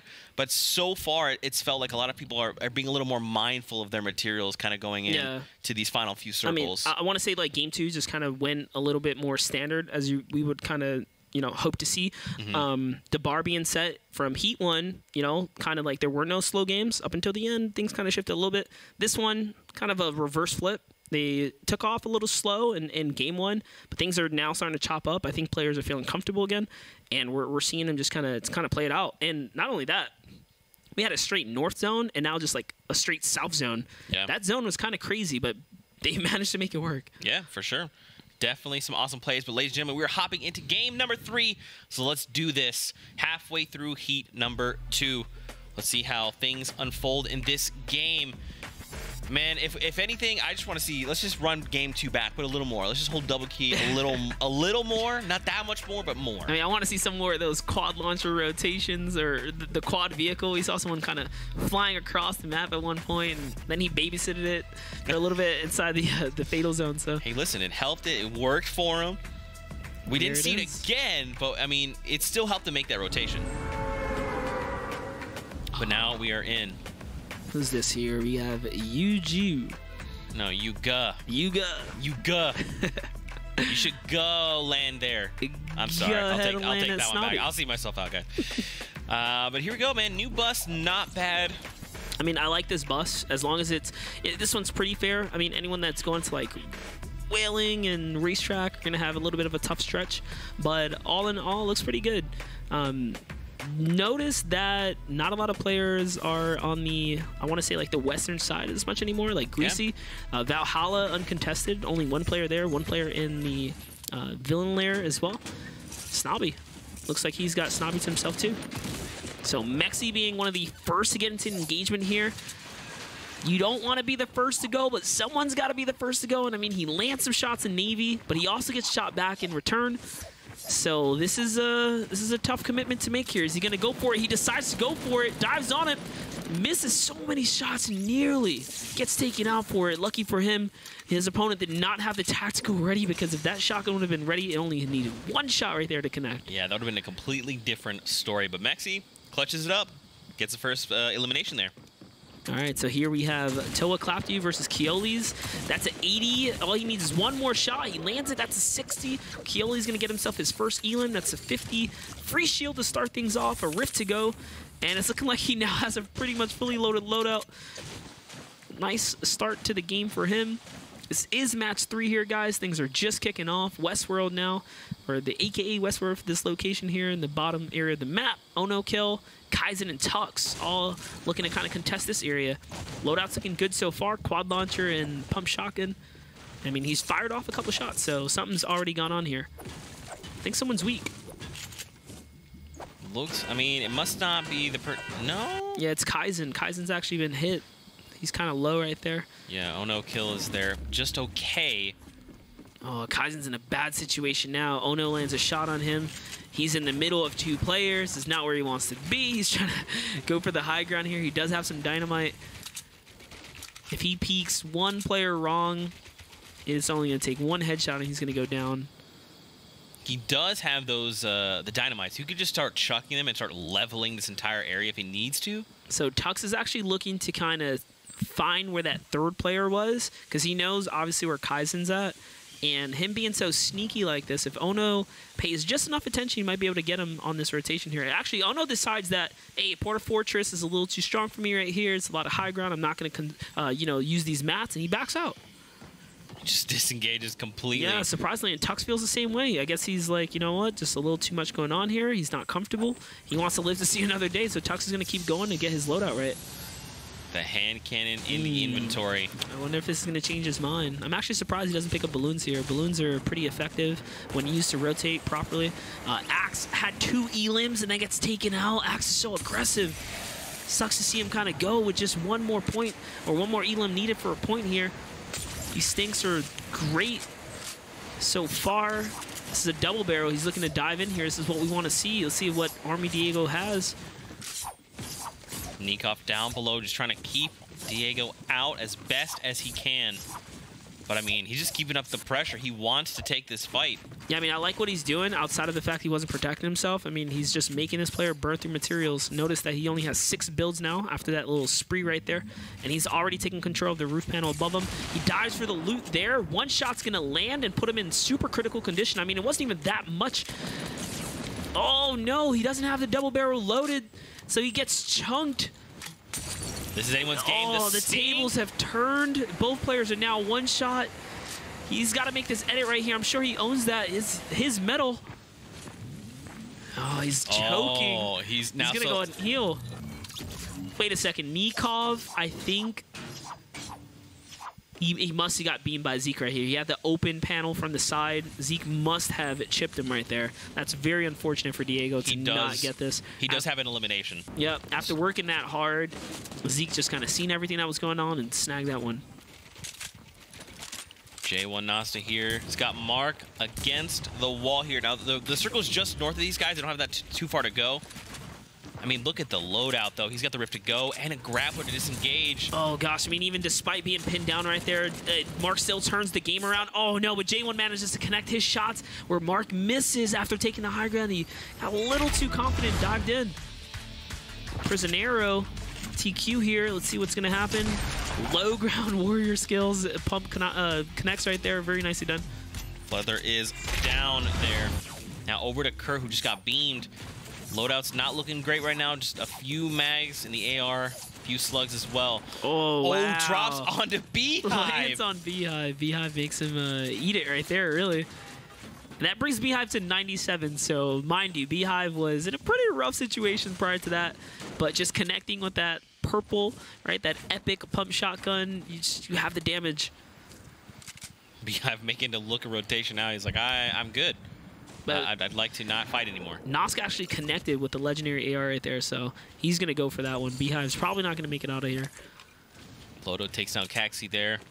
And the kill feed, Wikisi goes down, Kaizen goes down, and Ace finds Sensi Gaming. Oh, Sensi Gaming had a good last round, too. And someone just eliminated It was Beehive, yeah. Yep. The same player that landed that legendary shot on him kind of follows up. First we've seen of Gomeru today as well. Let's see what Gomeru's got. Pushing in on Pepper. He's going to go ahead and take control of that plank right there, but this dude's just bandaging right behind this wall right here. He knows he's in there. He's going to make the quick edit. I don't think he realizes that he doesn't own the panel above him. The roof panel is not his. This is the worst weapon to have for pressuring, but he does have arguably the best weapon now for stuffing someone down, which is this pump shotgun. I mean, all Gomer has to do here is just let this play out, right? He's just trying to apply pressure. At worst, if he trades, he does have the slurp and the half. He's got the mats to go for it, and I think he is. He wants this all the way. Look at this. Look at this double ramp build right here. Ooh, oh no! Wow. Pepper showcasing why he deserves to be here right here. That was a fantastic shot. And not only that, he just went from a really bad situation to hey, my high ground. Yeah, I mean, Gomer only lost 25. It's not the end of the world. Yeah, Gomer's thinking of bring this down right here. Oh, he hears him right above him. They trade shot for shot.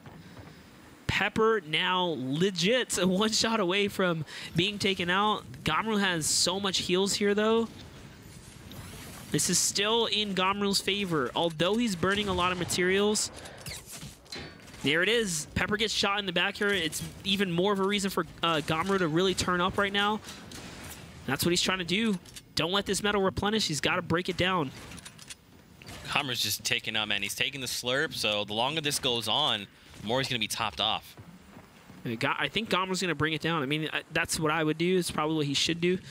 It's not really fortified by that much. I mean, it's just like a wooden ramp over here and, a little stone ramp over there. There it is. He kind of waits for the bait. Takes him out.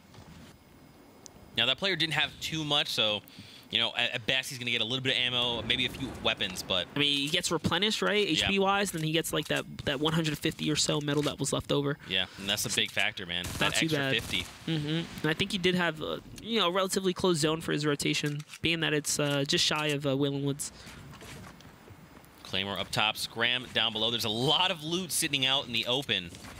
And Claymore is hunting this elimination right now. Oh, boy, he's got an RPG. It's only one shot, but one shot is all you need to really reset things. He knows exactly where he's at. I like what he does there. He backs him down, gets the loot. That's all his, secured now.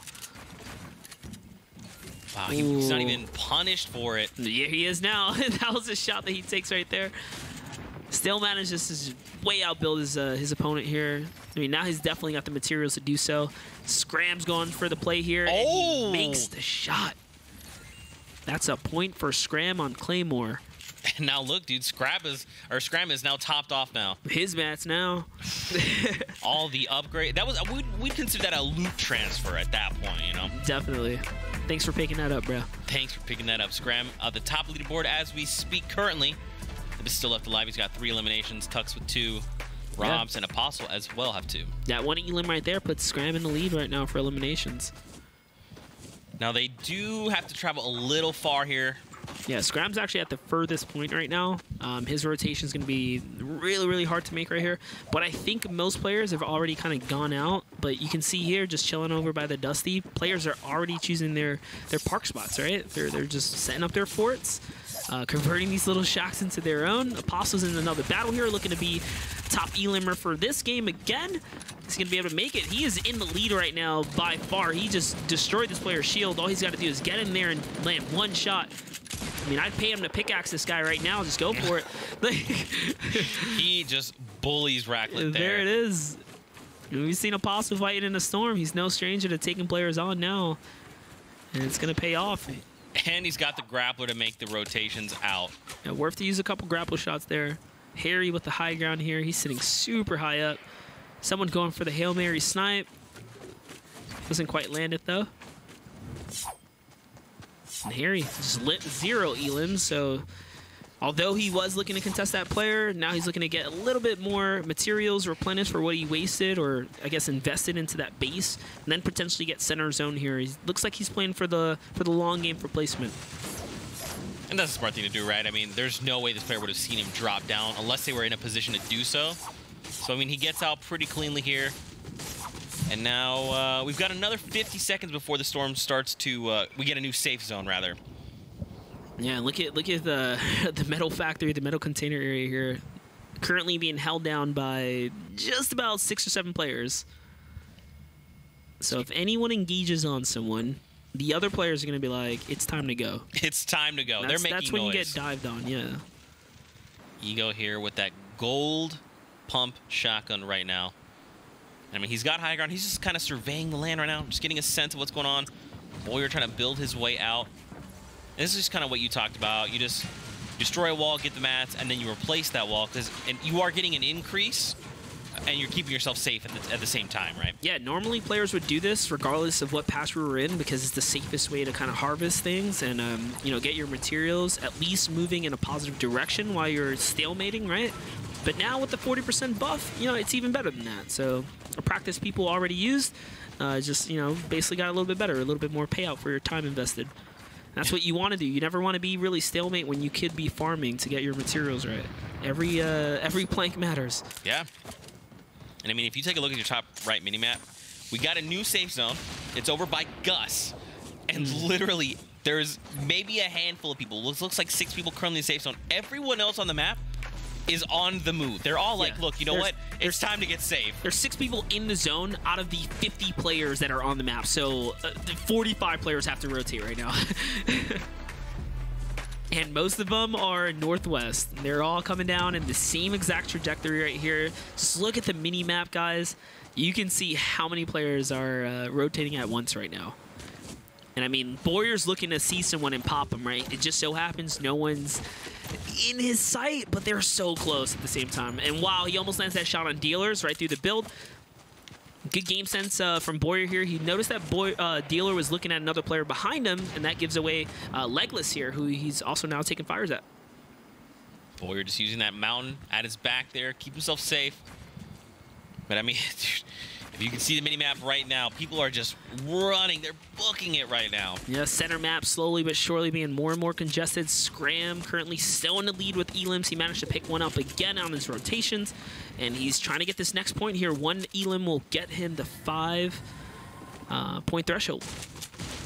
Let's see here. Hear this? Oh, he's trying to make that replacement right there. This player that is in front of him sees, oh yeah, he decides not to stay for too long. He shots. That was a really good shot because the player, you know, inevitably had to edit out in somewhere in that direction either way because the zone's pushing them. He's got players all around him right now. Is he going to go for it? What he doesn't know is just over the hill, there's a lot of people that have already they've already made a home for themselves. They're fortified and they're ready to scrap. and Scram is going to be in for. They're just all over this hill. Yeah, I mean, these players are actually lucky that Scram can't see the amount of HP they have, because he ran past at least 2 weak players where, like, you know, hypothetically 1 or 2 shots would take these guys out. Like right here, all he's got to do is connect 1 headshot and 1 body shot. And you can do that with the Scar. The Scar is relatively accurate on the fly. Nico there over the hill, taking a peek at players with his bolt action. Drizzy there with the gold silenced, and Zeke up top with that gold hand cannon out, and even Boyer, I mean, look up top, he's got that heavy snipe out, trying to line up any shots. Boyer at one point was surrounded by all these players, but just going for that little mountain on the rotate over puts him in a completely different position. Now he's looking so heavy and strong over all these players. New safe zone down south, very edge of the map. We see a lot of these players start to move. BNQ takes a huge hit there. Now only 40 players remain. BNQ needs 1 more point. Oh, nice little play right there. Oh my gosh, he catches that player off guard. Absolutely filthy. He saw the build just being finished or started and just whacks it with a pickaxe, takes over, catches the opponent by surprise. And that's the scary part about editing walls. You know, you replenish that HP, it goes back down to 0 and starts a fresh heal up. 1 axe will break it. Scram here in a very unfavorable position. We see a lot of players taking shots at him, so he's just trying to utilize the metal he has, put up a structure, keep himself safe. Yeah, I mean, lucky for him, he does have zone though, but he's hugging this the zone so tightly that all like look at the map, all the players have to come right into him. If I'm him, or probably what he wants to do is definitely push players out, try and get some cheeky ones on the rotation, but he's got to get deeper in the zone, give himself a little more comfort space for endgame, because 40 players being on top of you, it doesn't matter how good of a spot you have, it's not going to be good for long when you have multiple players crashing down. Yeah, definitely. Zeke's still up top. He's got pretty good loadout, all things considered. 6 grapplers as well. Matt's, you know, pretty all right. I mean, I like how Zeke's playing this. A lot of people were afraid to go for high ground, even in, you know, these early wave zones. But I mean, Zeke's just deciding that this is where he wants to be, sitting heavy in the sky, trying to get players. Utilizing that medkit, get up to 100 health. You definitely don't want to get 1 pump, so he's trying to maximize his health pool the best that he can right now. Yeah, I don't know who left the launch pad behind, but everyone's using it right now. Yeah, everyone's just flying. These people are flying in here. Thanks, man. You're a real homie. You go first. We'll all follow. No big deal.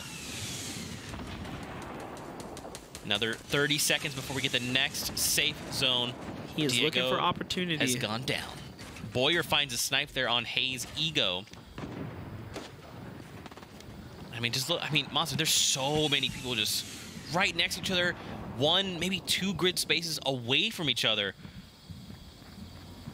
Tribune, Boyer, Harry, Aries all in one place. Sokka, Razni, Whaler in one place. Gomru, Mexi. Yeah, people. This game seems to really be coming down to, hey, can I just get a point for making it to the end? There it is. Boyer's still using that heavy sniper. I mean, it got him 1 elim. He's got zone on his side now. All he has to do is double back from where he came from, which is good for him because he's only down to 300 mats. So although he's killed someone, he can't pick up that loot. They immediately take down Boyer's structure here. Now he's got to panic. Double teamed right now from 2 different angles. The shots are going in. He's got to commit to one way or another. Tries to go for the heavy shot. Now choosing to elevate himself. Exactly what he needs to do. Tribune actually catches Gomru right there. Mexi here. Oh no, that was a good stinker right there. Boyer keeps himself alive. And man, that's really hard to do. The moment that anyone draws attention to a single player, you're going to have 2, 3, 4 players try to isolate that player and take them down. And Boyer keeps himself alive, man. Yeah, I mean, he had solid reaction time right there to pull out the heavy sniper and go for that yellow snipe. I think that really paid off. It gave a little bit of fear to the opponent, being that he might have lost control of the wall right afterwards. There it is, Apostle. We've seen this guy W-keying players left and right today. He's still looking to push bases, even in these rotation zones. It's almost like a trend with him to be fighting in the storm or the storm against his back. What a shot right there. Ooh. Robsco goes down to the 1 pump. He's got to grapple with 0 shots. Oh. So that was unfortunate for him. He didn't have any charges left in that. It's one of those things where you pick it up and you're like, oh, I'm not safe. I'm actually not safe. And that's at because he all. caught that player mid-shot, so the charge actually didn't go off. Rip. Aries here. Aries firing at players on a rotation right here. Trying to see if he can get this player to fall out of the 1-by-1. Almost. Nice little use of the roof panel there to give him a little bit of protection. And we talked about Aries earlier. He's got what it takes to make it. Nice job right there. Bullies his way in.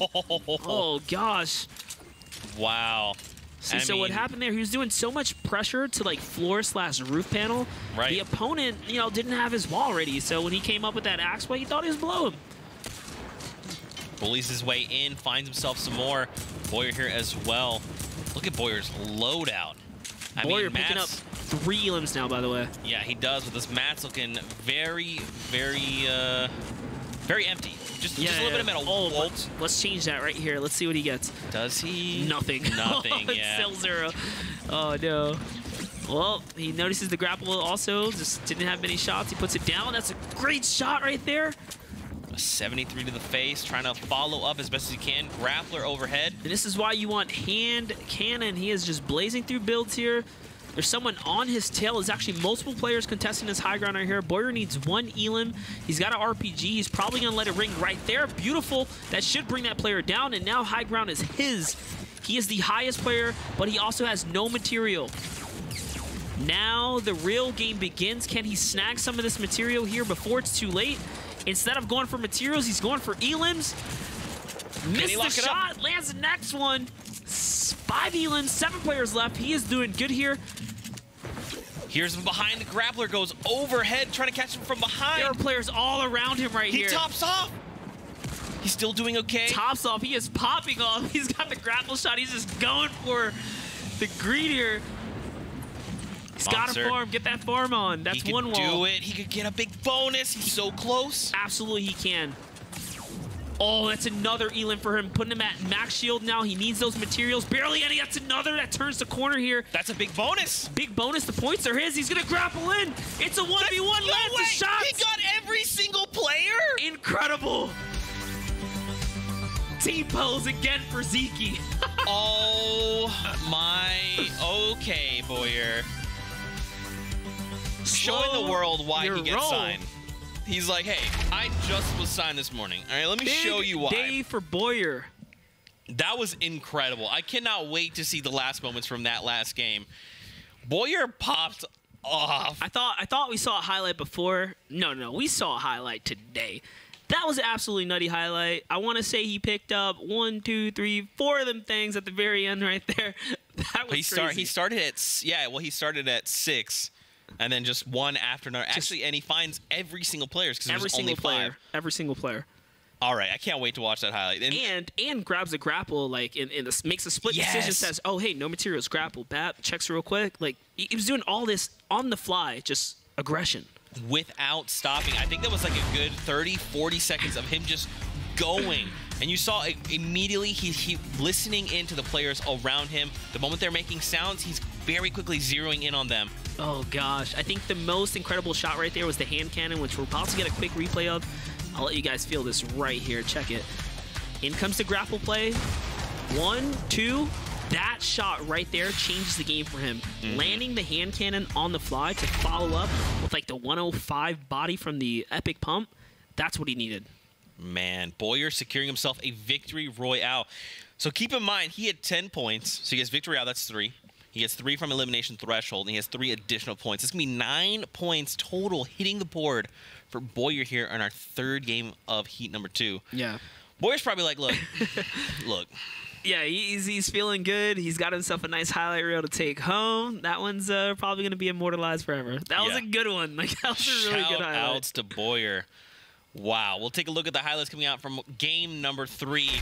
What an action-packed game. This was definitely the most action we've seen coming out of Heat number 2. Yeah. I mean, even down to those final few circles, man, it was nuts. Yeah, it definitely got crazy. I mean, we saw some questionable zones for a second there, but, I mean, they made it work.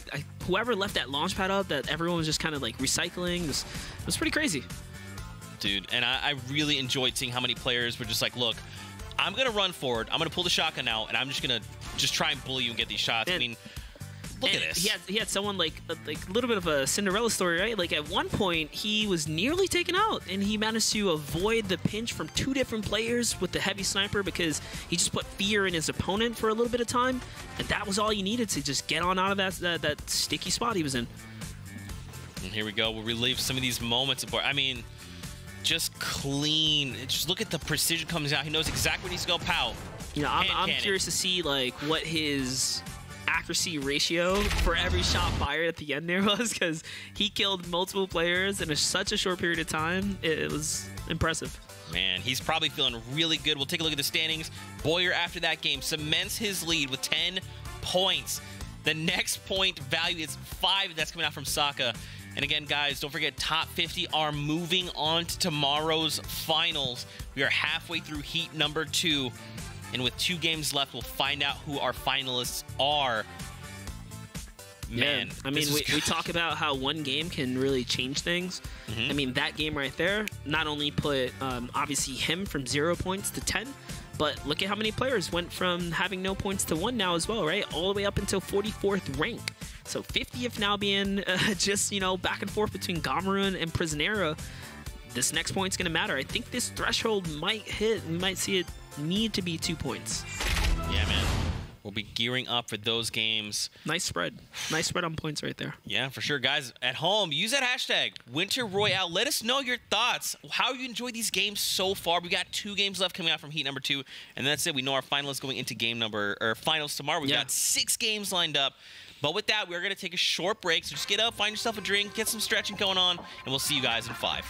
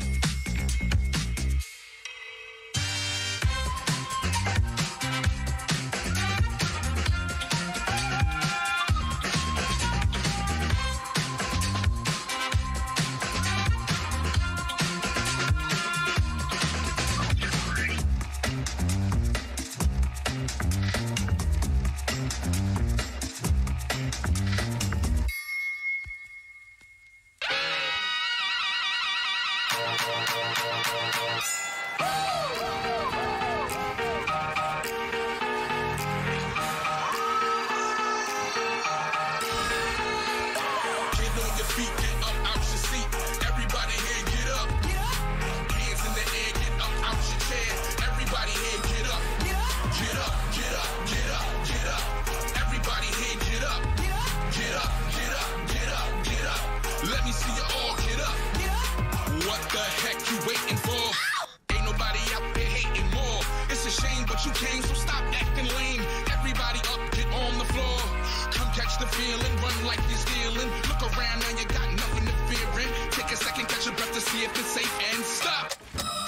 We got some haters over here, we got some haters over there. We got us people in the middle, acting like we just don't care. Get on your feet, get up out your seat. Everybody here, get up. Hands in the air, get up out your chair. Everybody here, get up. Get up, get up, get up, get up. Everybody here, get up. Get up, get up, get up, get up. Let me see you all get up. Don't make me come over there. So you do the ropes just like Ric Flair. I'll be forced to erase that look on your face. I'm gonna get you out your seat, I swear. Come catch the feeling, run like you're stealing. Look around, now you got nothing to fear in. Take a second, catch your breath to see if it's safe and stop. We got some haters over here, we got some haters over there. We got us people in the middle, acting like we just don't care. Get on your feet, get up out your seat. Everybody here, get up. Hands in the air, get up out your chair. Everybody here, get up. Get up, get up, get up, get up. Everybody here, get up. Get up, get up, get up, get up. Let me see you all get up. Everybody in the building, put your hands up. Let's go, y'all. All people, yeah, yeah, yeah. Come on, come on, come on. Get on your feet, get up out your seat. Everybody here, get up. Hands up, hands in the air, get up out your chair. Everybody here, get up. Get up, get up, get up, get up. Everybody here, get up. Get up, get up, get up, get up. Let me see you all get up. Get up, get up, get up, get up. Everybody here, get up. Get up, get up, get up, get up. Let me see you all get up.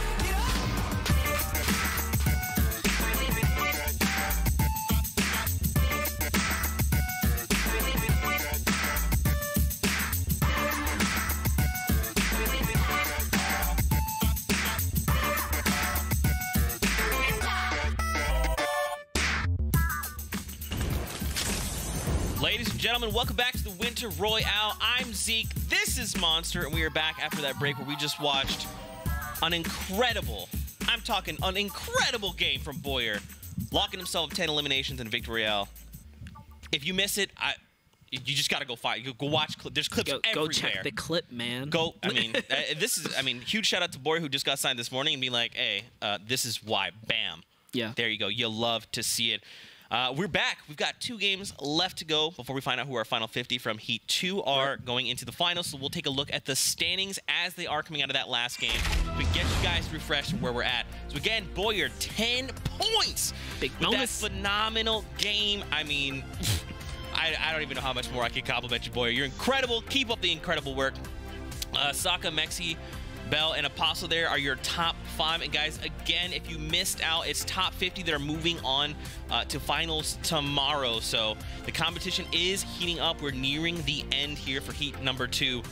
And taking a look at that 50th spot, I mean, listen, man, it's gonna be, you're gonna be edging people out. We saw some players get edged out with just the 1 point. Yeah, which could ultimately just come down to positioning. It could come down to, you know, just an elim here or there. So every single point matters. Yeah, for sure. And right now, Gamru is fighting for that 50th spot. And I mean, you know, what we've seen a lot of these from these last few games is that people do get near these 5 elimination thresholds, but they get shut down right before they can get that additional elim to put 2 points on the board. Now, they are keeping consistent. They're getting a point every game, which is great. But they're looking to slay out, and they're getting shut down right now. Yeah, I mean, you don't want to be at 1 point. You want to be at least 2 or 3, because 2 or 3 might, you know, be the difference in saying, hey, mom, look, I made it, dude. You know, I'm finals top 200 or top 100, really. They're fighting for top 100 players in their region. So respectively, you want those extra points, man. But it's been good so far. It's been pretty crazy. The highlights are rolling. I'm loving it. The games are great. Yeah, man, we've got 2 games left to go, ladies and gentlemen. Everyone has to lay everything on the line to try and qualify. And, you know, you got to think someone like Boyer's probably qualified. He's probably good to go. but we'll have to Probably. see how things evolve. I mean, you know, 10 points is, I guess Yeah, everyone yeah. in the lobby would have to get 10 points and then shove him out. But No, he's definitely only the second person so far today from the European region to break big bonus. Not only that, he's the first one in the WoW we've seen to get multiple points off of that. So pretty crazy to see him go from, again, we talk about like no points to max points. Just that's the second performance in a row that someone has done such a performance like that to put them way up there. 10 points. Huge coming out for him. Now, we actually do have a time to Skype call someone. What's that? And this is someone that Sundown has talked to me a lot about, and that is Aries. Aries, are you there? Can you hear me? Yeah, I can hear you. Hey, man, how you doing? I'm doing really good. The matches have been going pretty decently. I threw a couple games. I brought it back with 1 point at the end. I could see you guys talking. My older brother was telling me. I was really excited for that. And yeah, the games have been going pretty well. That's awesome, man. Have you kind of prepared coming into the Scavenger Cup? Honestly, after my 40-point run, I genuinely just, like, outside of that, I wasn't really used to any of the changes. So I didn't really have much preparation aside from the normal scrims that I play. The whole format changed with the 50 HP and the 1.5k mat cap. Aside from that, I've had a couple of the epic test customs to try out some of the new changes. I saw the Storm Surge and all that stuff. And yeah, it's been going pretty well. How do you think you've adapted to using the Scavenger Cup? Because that 50 health on Elim, that changes things. So how have you really adapted that for yourself? Personally, the 50 HP on hit on the kill genuinely changes the entire game when it comes to taking a fight. Like outside of Lazy, one of the games, I was stuck on 100 HP, and pushing for the kill meant that I could just straight up get a heal, and I knew that, and it meant that I would take the aggressive push, and that's what I tried to do. And yeah, that's pretty much all I can say. That's awesome, man. How are you looking to change things up kind of going into these last 2 games on the day? I stopped choking out as much, and I know how to play the games. I understand how I'm going to play, and I'm going to stop getting into my own head. Pretty much, that's all I can say. Yeah. Quite nervous going into this.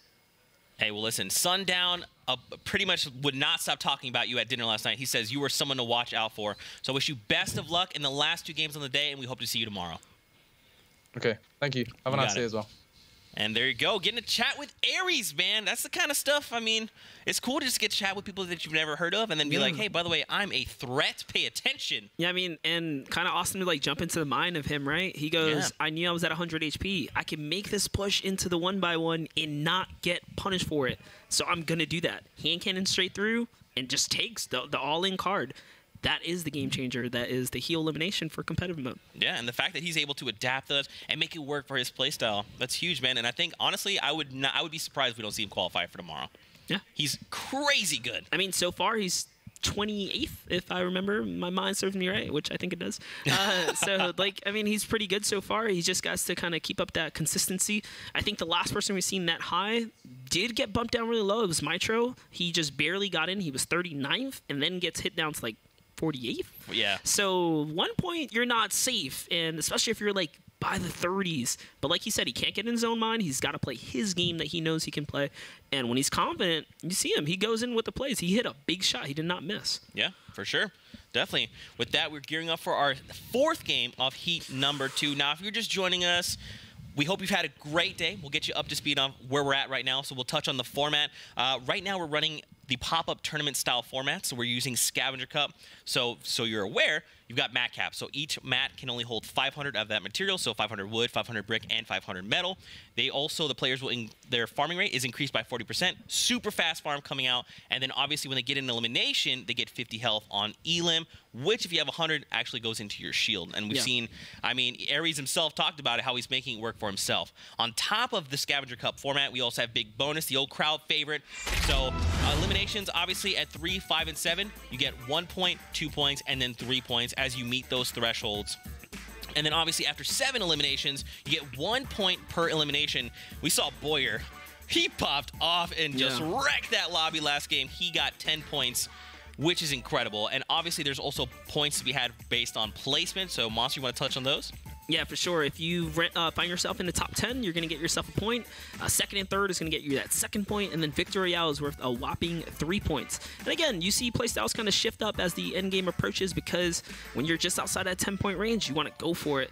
And most eliminations in a single match during stage 3 is going to be worth a bonus 20k in prize. So it's going to be pretty crazy for tomorrow. It's like the finals we're approaching. And there's also a prize pool to be divvied out, 500,000 per region.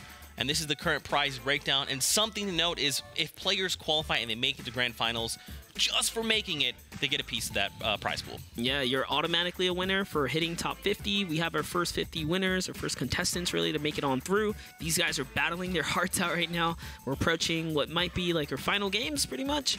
And that's going to be it. See who can rank for tomorrow, which is going to be a big day for everyone. So get your sleep. Make sure you rest. We have to do the same thing, but we have to be up pretty early. Of course, we want to thank you guys all for tuning in and watching the games with us. And of course, we always appreciate your patience and all this. So don't forget to use that hashtag WinterRoyale. Let us know your thoughts. Let us know you're enjoying all the action. I mean, obviously, talk about Boyer. That guy he just clapped that entire lobby. I just want to say my phone blew up when like all the chaos happened. I'm sorry if I was screaming in anyone's ear, but that was hype, dude. Yeah. I want more of that. And with this, we are getting ready to head into match number 4. Again, these are the last 2 games here in Heat number 2. And once we wrap up these matches, we will know who our final 50 are, and we will know who our whole 100 are for tomorrow's grand finals. But here we go. The battle bus is launching. It is cutting right down the center, down from Lucky Landing straight up. I mean, this is a pretty good bus, right? Because you have kind of open field to wherever it is you want to go. This is a 50-50 pie right here. Half and half, 50-50 pie. Yeah, that's what's happening, man. You got half the map being split up. So everyone kind of gets to just take their fair share, man. What we've seen so far, players are sticking to their guns. No one wants to change up the game plan, which for me is surprising. I typically, like to learn from my mistakes. These guys are like, nope. Just that mistake wasn't on me. I was unlucky. I'm doing it again. Yeah. So these guys are just going for it here. Actually, you might see a little bit of difference. Actually, Lucky Landing, super contested, and Flush Factory. Now players landing on top of each other. So more players looking for action. Greasy Grove, highly contested. And look at even Pleasant Park, man. I mean, this is it's funny because even in Heat 1, it was like 1-2 people game 1. It was like 3 people, and then by the end it was like 10 people in Pleasant. We're seeing this like same trend here. It seems like these places are just getting more and more contested by multiple opponents because they want elims. They're seeing how much you can get for getting these points, how high they place you up. Every elimination is just worth so much. And we watched Oh No Kill here earlier today as well. This is the same spot. So we talked about players sticking to their guns. These guys have been fighting here since the beginning. So Oh No Kill still going against the same opponents. Is just who has the better loadout, who has more confidence in these early games. I would assume some kind of explodes just went off in a large capacity because a lot of these buildings have been leveled here in Pueblo. I mean, that's just being held up by 2 little branches there. Yeah, we call that welcome to Dynamite Patch because Dynamite just blows everything up. You may not eliminate a player or damage them, but hey man, you're gonna expose everything. You're gonna see what's there. So on the kill feed there, Navy was eliminated down to 96 players in the lobby. Over to Ferens, who's in a close engagement. Finds the elimination, man. Something else I didn't really think about. You can use Dynamite to just deny material or like resource your opponent, right? You can even use it to like blow up chests, yeah, ammo you blow boxes. up all the chests on him. What is he gonna farm? You can see everything he can grab, right? Especially if you're running toward a weapon and like the whole building goes down, you're like, well, do I keep running for like the tack in front of me, or what do I do now? So Oh No Kill managed to push that player straight off of his portafort, and he actually gets the elim. I'm assuming he just beamed him and followed up with that epic shotgun. Very well played right there. He's going to take the minis and heal up. And we have more players being traded out here. You can see the kill feed pretty much lighting up, and as GZ getting taken out. Now down to 80-something players, 89 players. Back over to Tilted. We've seen a little bit of action. And again, another building completely leveled and torn out. Mel side is up top, looking to isolate some players. Now, Mel does have the Rift to Go, so if he needs to rotate, he very easily could. But you really just don't want to use those too early. They're just so useful going in later game. No, yeah, like Rift to Go for endgame is arguably one of the best items you can have. Here's one of the replays from CryTV. Kind of breaks the wall here. He does have a trap. He's going to make that play. That's the first one right there, and doesn't even need it. He follows up with 2 AR. actually to the dome. Puts that player down. And over to Greece, you see Farron's there at the very edge. Kurt is there, and Bella EU as well. Yeah, like Kurtko and Bell just definitely had somewhat of a standoff here before. You're seeing that he's dominating that middle area. Kurtko used a lot of resources to be up there. And we talk about micromanaging your resources and your time. Sitting there, he's not gaining anything. But Bell and all these other players in this area, this vicinity, they're gaining materials every second. So they're slowly but surely getting the advantage. Not sure enough you saw it there, but in the kill feed, Apostle is down. The Titan, the Menace. Oh, no. His reign of terror has been temporarily shut down. We're going to call him the Storm God because every highlight he's fighting in the storm. Yeah. He's taking it to players, man. He's been doing it today. So I like that. That was good. That made me laugh. Rasmusny here, sorry, taking on Takeoffs. I can't do this. I was trying to come up with really fun back-to-back puns. I'll just stop myself. But, man, he's just putting a lot of this pressure up, keeping him back, and he is utilizing that heavy sniper rifle, just punch through these structures very quickly. Yeah. And basically one-shots player builds and any build really in the game. I think what he's trying to do is just distract him from the top half and then dive to the side, and he's probably going to just bully heavy sniper through the wall with the pump follow-up. So, yeah, there it is. He's just going to go ahead and actually just take control of all this area. Now he's going to go for the dive bomb because he landed the shot. Only needed one. That's a grenade. Great, calm reaction speed right there. Realizes he has enough time to block it, jumps on a ramp, and just lets it blow up. Played. Over to Kurt here in Greasy Grove. Farron's is here as well. Ooh, minigun, the first that we see of it. Minigun is actually still a really great weapon. You charge it up, and it does incredible DPS, has no cooldown. So, you know, if you can get it going, you get it spinning, you deserve to kind of get paid off a little bit. Here it is. Farron's So this making is the what work. we call the AKA the map burner. That guy's going to go ahead and disengage there. He knows not to build against it. It's not worth it. All these builds are his, though. He's gone. There it is. Yeah, All he's got to already do is kind of edited. sneak out. There it is. He's around the side. Oh, he's just playing mind games right now. Oh, missed the shot right there. So Farron's. 150 materials on Farron's. We know Yeah. Kurt Cole wasn't farming for very long, so he's got to be really low here. Notice he's not building. Oh, he's trying to bait him out. That was good bait. He gets cracked, though. He doesn't trade back with Kurt. Trading positions, left hand peek. Oh, is it enough? He lands. He lands 57. Makes the edit. Makes the jump. He's just trying to close this in. This is really tricky to play. Kurt finds an angle, but it's not, he or it does. is enough, rather. Yeah, I'm sorry. he does. He connects right there. Actually takes out Farron's. And he gets rewarded. That means he was at just about 93 health versus Farron's about 57.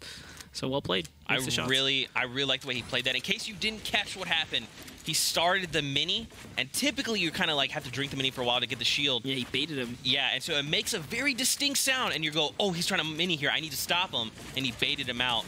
But it ultimately not enough. does, yeah, backfire Yeah. a little bit there. But it was still a really great play. I mean, you don't really see that kind of, you know, micro play very often. So it's pretty impressive. Racklet's up pretty high right now. The creativity on these players, man. Oh, he's like, look, I'm super comfortable, man. I'm just going to use this high ground to just bail back into tilted. I'll see you guys later. Yeah, it's those 30 mats. What's he gonna do with 30 metal, right? You only have 3 builds.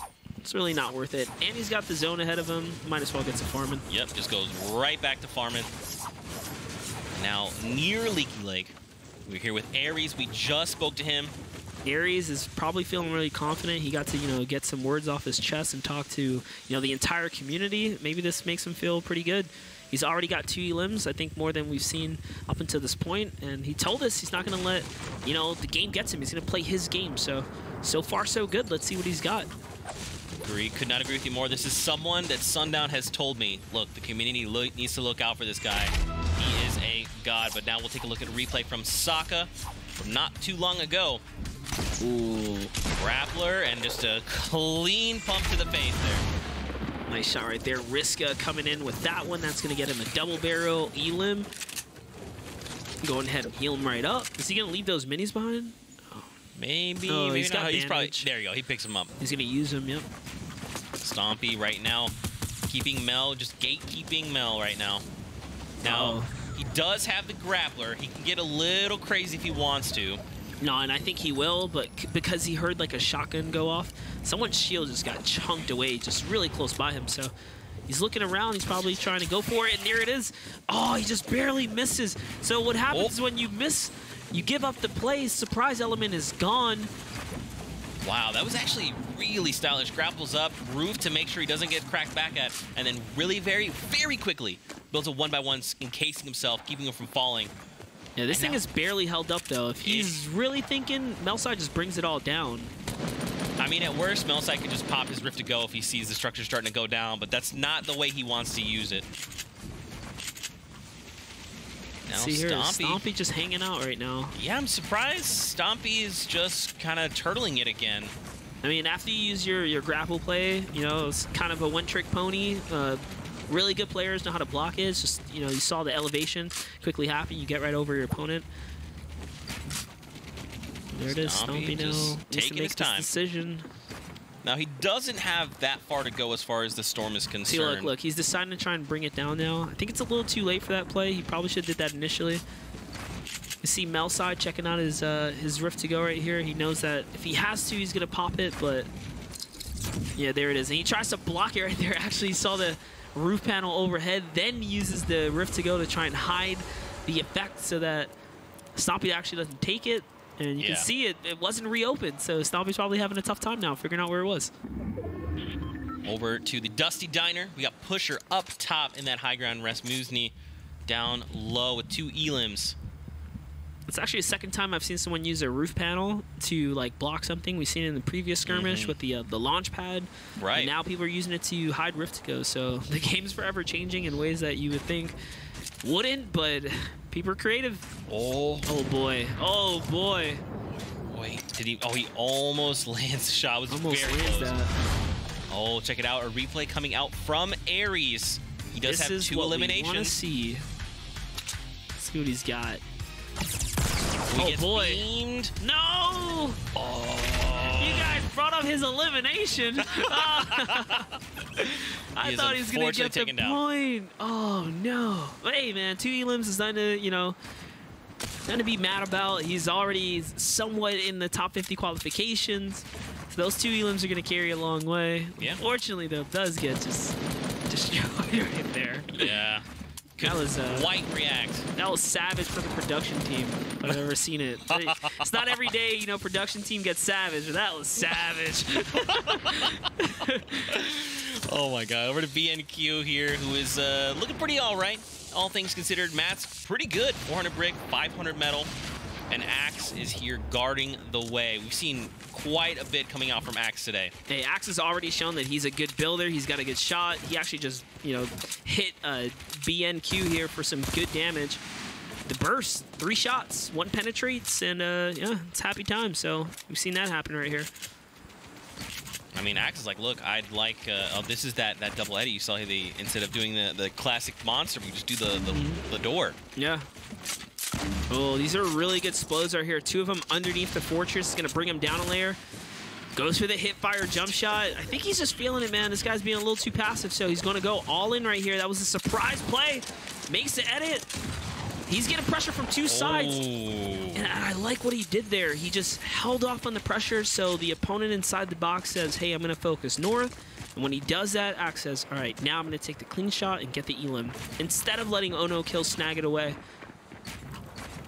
Shoutouts to Axe, doing really well. Now we're over your Gomru and Lodo.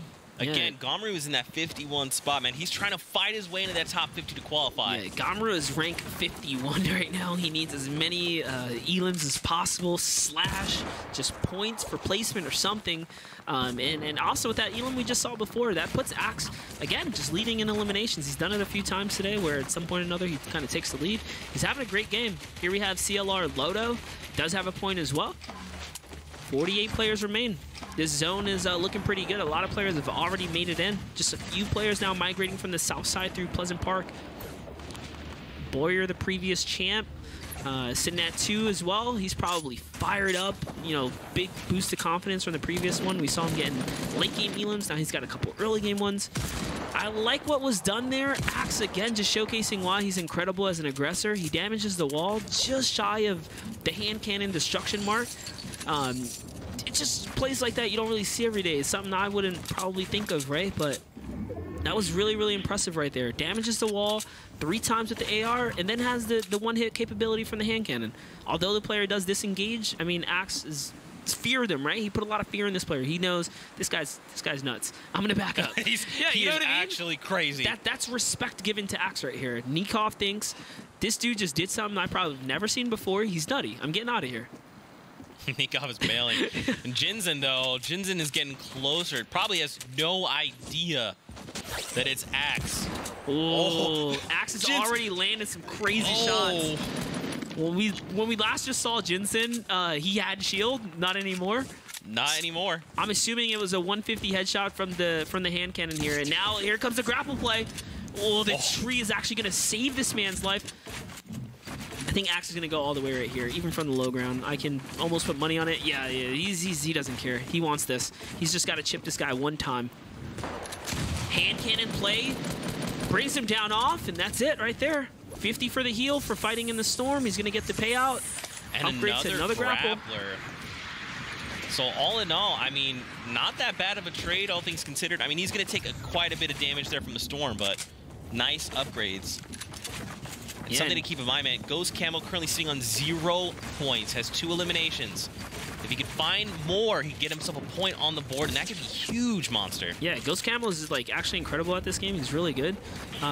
You know, unfortunate to see him in a spot like Maestro from earlier, right? Just shy of needing those points, and there it is. That's a 105. He gets the point. Caster's luck.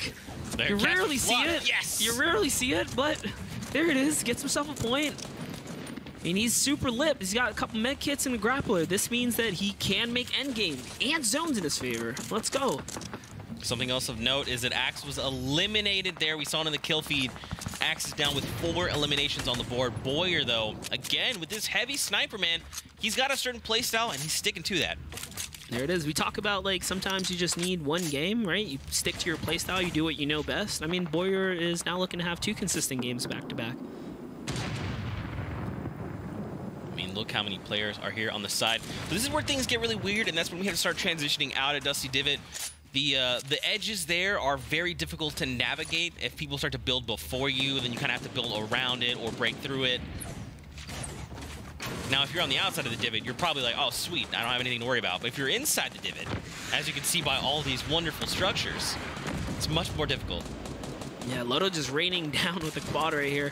Trying to see if he can break up some of these bills to expose some players for some cheap shots. And so far, so good. He's probably in the best position here because Boyer up top is holding players off with the heavy sniper, and he's not contesting Loto, so Loto just has the comfortability and the time really to fight in any way he wants right here. We've got 53 seconds. The storm is moving. A lot of these players are looking to get in, get safe. There it is, using them door plays right there. He's opening up another box. He's looking for opportunity. I believe Ghost Camo just found another elimination in the kill feed. Pusher goes down there.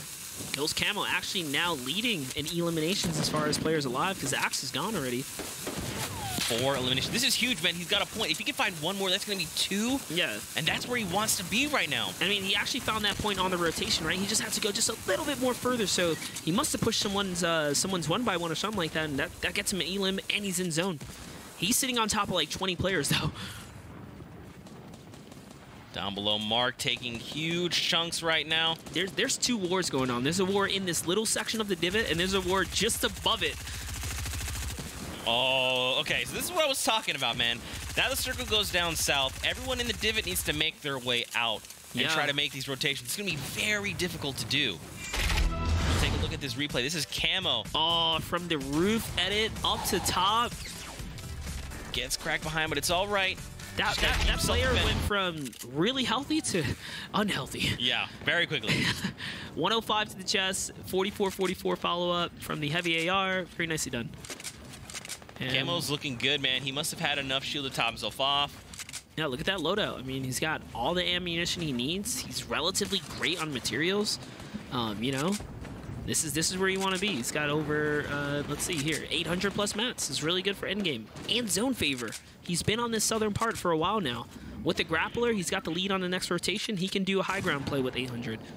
And, I mean, at worst, he's got that grappler. He can utilize that very effectively. He's got 6 grapplers there. 6 charges of it, so he can kind of pick and choose, you know? He's got a lot of options in front of him. Yeah, here we have Makit Noskito, just 1 elim short of getting his next point as well.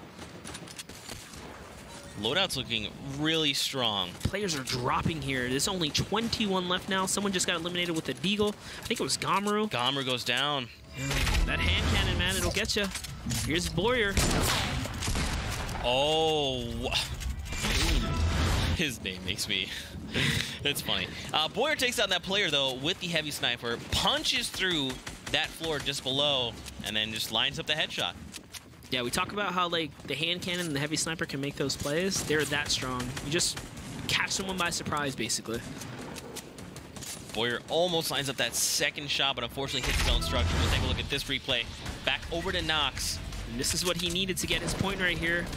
Oh, there you go. Nicely done. Just a few double taps. Pop, pop, pop. There you go. That's it. That player had no shield as well. And now we're moving over into Salty Springs west side. Nox taking a bunch of fire. Camel still safe down below. Down to 15 players. Oh, that peak being disrupted by the tree there. Is he going to break it? He probably should have. Oh, well, his free material gone right there. He's going to use what he has left. Now dwindling down, only 200. It's a window edit right there. He's got to recycle some of these builds, and he is hurt. Lucky for him, there was a little bit of a path for him to kind of sneak on through. He has no time to waste here. He cannot stay. Okay. Lucky he owned the floorboard there. Oh, from behind, the Fnatic motor shuts him down. Boyer on the move as well. Not that far away. Lycadu down below is very, very low. And look who else is still alive, Monster. Camo sitting pretty at 4 elims. Camo is not only, like, still really good as far as materials and stuff go, but, like, his loadout's nice too, man. He's got the upgraded pump shotgun, all you need for 1 pump. I mean, players are coming to him at this point. He's been leading these rotations this entire time.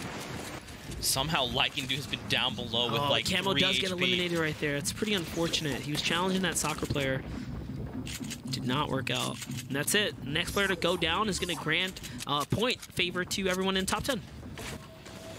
It looks like Camel as well did get his fifth elimination. He does have the 2 points are going to hit the board for him, and that could be huge going into this last game. But look at Boyer, man. Boyer's looking at back-to-back right here. He took the last second jump in as far as that rift to go went. Someone popped it, and then he just kind of recycled it right there. He has no mediums, so it's going to be a tight one for him. He's got to land his shotgun shots. Caxi going off here. He needs 1 more elim. Is he going to be able to find it for his first point? He does not.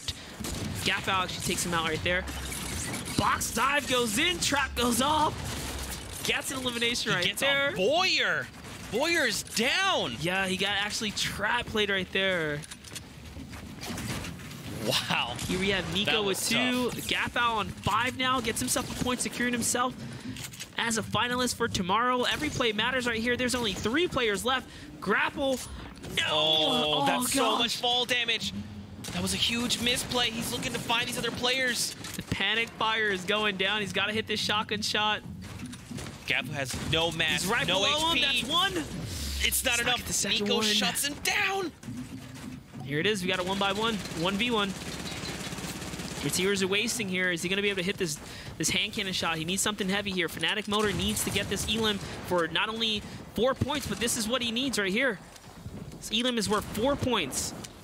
And the difference right now, Motor with 175 effective HP. Nico has about 50. The hand cannon putting so much pressure. I actually don't even think he has build, so he has to take the natural cover up to the left-hand side here. He's looking at that. He's forcing this player right over on the left. Oh! This is Motor's game to 42. lose. 1v1. He actually got hit. actually got it. He got hit by the hand cannon. Oh. Oh. Wow. And there you go. The celebration 4 obviously elims. spin out of control for that. Wow. That was Motor's game to lose. Dreams are shattered. Plays are made. The hand cannon clutch. That would be the second clip like that we've seen today. Back to back, by the way. Back to back. Back to back hand cannons at the end, making big plays. 6 players actually managed to only have 4 eliminations. So 6 players again coming up short as far as that point just being out of reach. Didn't quite get it there. Super, super close. Again, Boyer, we almost saw him. He was there, top 5. Gets outplayed with the trap. Almost back to back, but coming off that rift to go, he just landed on the wrong player, dude. Yeah. That's That's what happens. Yeah, you kind of glide down slow sometimes. Yeah. That's another change, right? Recently to the gliders, like you can't dive as low as before. So you know those end game rift to go plays that we used to see players kind of do some incredible like nose chest to chest dives. It's not really possible anymore. Yeah, for sure. Let's take a look at those final moments coming out of that last game, match number 4 on the day. Nico. So again, Motor's got 175 effective health. Nico's got about 50. Yeah, but nothing to build with. The hand cannon was really dictating the pace of this. The hand cannon just being able to destroy those builds. That's it. Just pushes them all down and lands a shotgun shot right here. Just looking in. So Nico actually picks up additional builds from somewhere. Oh. See? Oh. Wow. So exactly the way you called it. Just utilizing that hand cannon to punch through those structures. And he sent that other player kind of just on the back foot just for a moment. And Nico capitalized. One of the things, like when a player gets shot at and they're in a close quarter situation, most people by muscle memory jump in ramp. So what you saw there, the hand cannon blows out the ramp, he falls down, but he lands on a cone. You can't jump ramp, so he eats a fresh pump to the chest. Yep. That is, you know, hand cannon power. There it is. There you go. That is match number 4 completed. We'll calculate standings and let you know once we have them. But that was a crazy game number 4. And, I mean, you know, we saw some of these players get eliminated early on. You know, people like Gamru who are fighting for that 50th spot. Even, I want to see what the finals, the standings are so far. Not necessarily final, but, I mean, the standings definitely have to have been shooken up. I mean, with all these players getting points, some people being consistent, we saw some new names kind of creep up there, like Ghost Camo. So this is going to push players down and out.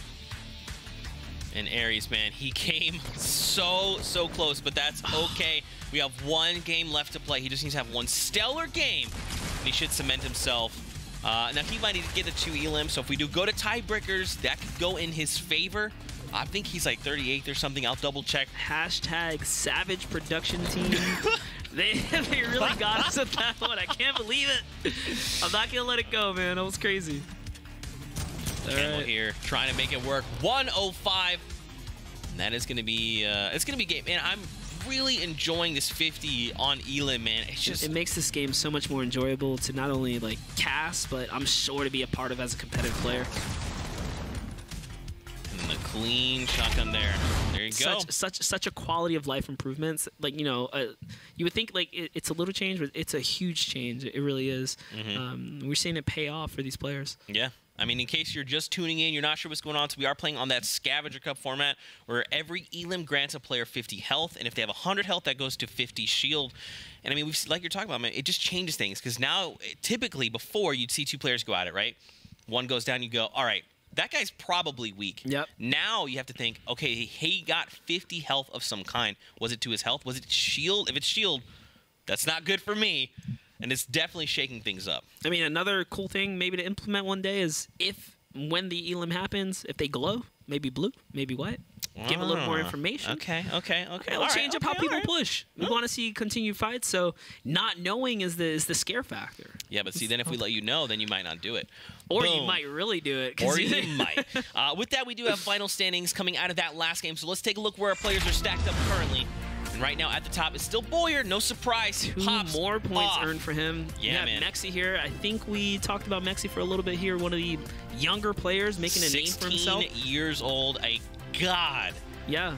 And here's showing why he's in 3rd place. Now, again, ladies and gentlemen, don't forget it's top 50 that in the standings that move on to tomorrow's finals. Oh, look at that. And actually, Fnatic Motor finds himself in, like, near top 5 right there. That was just for the couple, you know, for the performance he basically put in the previous game for not only placement, but elims. Goes Camo now, 19th. 2 points earned for him. So it looks like, and look, Aries right now, 34th. Hey, he's still got a point. He's still in there. He's still We're in there. still good. Everything's still okay, at least for now. We still have 1 game left to go. Oh, look at all the 1 points. So now here's the thing. Gamru goes from 51 to 62. So right now, Gamru Need is a point. fighting. And 1 points may not even be good enough right now. Yep. He may need to actually go for We those saw 2. Stompy out there fighting. We saw Pusher. We've seen a lot of Pusher today. We've seen some Jensen. So these are guys that have had some airtime, had some moments. Like Tribune has had some moments.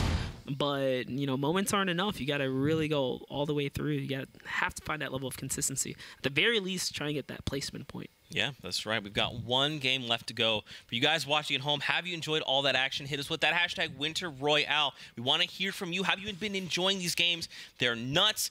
Boyer popping off. I mean, Motor losing that game, unfortunately, things didn't quite go his way. I mean, he had high ground. He had a lot of stuff going in his favor, but his own floor panel roof was like his, a little bit of his demise, right? Yeah, Nico clutches it up. We've got one game left to go, so also make predictions. Let us know what you think, and of course, send us your favorite clips. But with that, game time. Game number 5, last game of Heat number 2. Here we go. What a long day of games it has been. It's crazy to think we've casted 10 games. 10 whole games, all of them fantastic. Like, the action's been great. I'm ready for 10 more. It's like, this is it. Whoa, Monster, calm down. Whoa, Monster, just kidding. Tomorrow we get 6 more, so don't you worry.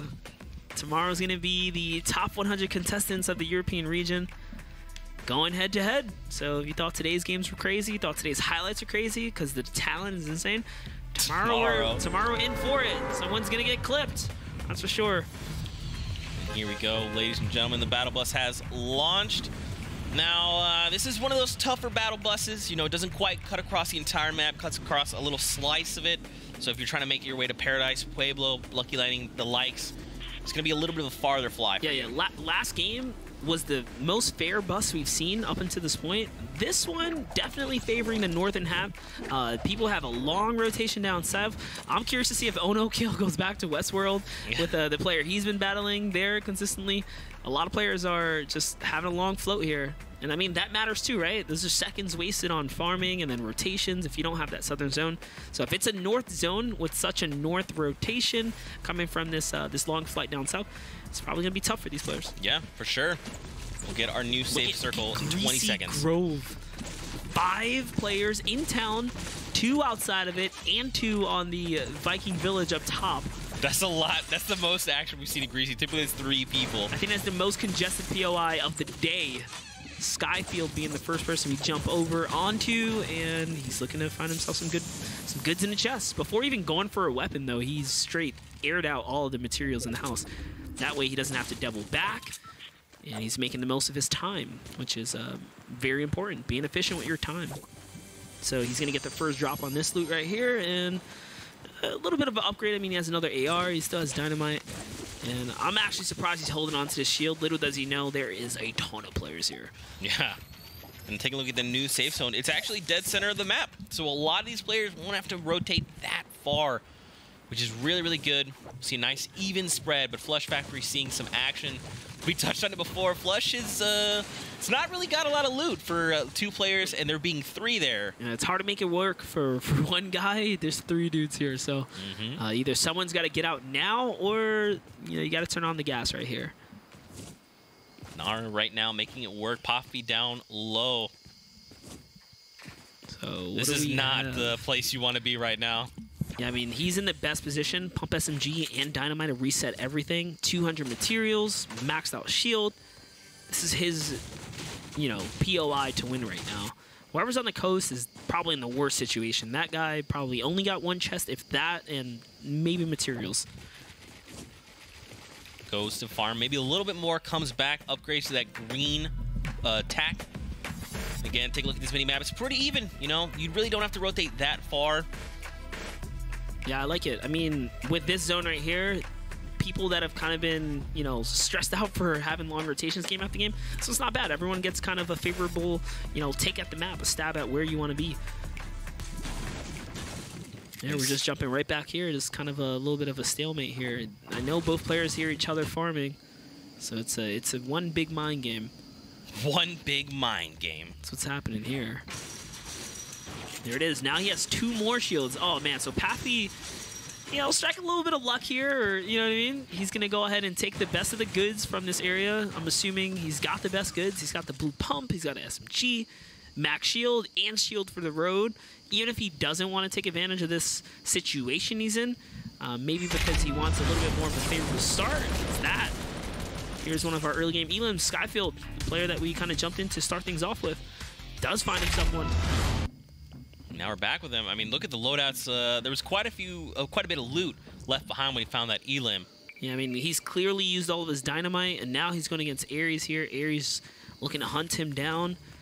I'm sure he heard the commotion. He doesn't quite know where he is, so Aries back on the rotation here. There is a player over in the dining room area, and wow, barely misses that trap. Aries' heart must be pumping right now. It was almost all of his shield gone. His loadout is great, by the way. Although it's only a gray tactical. Oh, look, now he's looking up. Okay. Ooh, a pump. Okay, that's a great upgrade. Farron's, though, very quick to identify Aries is inside. It's very interesting. He drops the blue burst instead of the tactical first. So he's looking to hold both of these shotguns. And now Farron's above him, but he doesn't have shield. So if Aries can just kind of make that track to the pump. Oh, yeah, it looks like he has the pump now. And this loadout's really nice here. Don't forget, guys, Aries is 39th right now. He's looking to just keep himself in so he can make it through to finals tomorrow with only 1 point. He's gotten close to hitting that next threshold twice. He gets shut down. Quad launcher coming in. Talked about the quad launcher. You have to be super precise with the quad launcher. You have to land it relatively close to your opponent. Aries is doing great here, though. Farron's might have found himself a slurp juice. Yeah, his HP is now ticking up, so this is what he needed.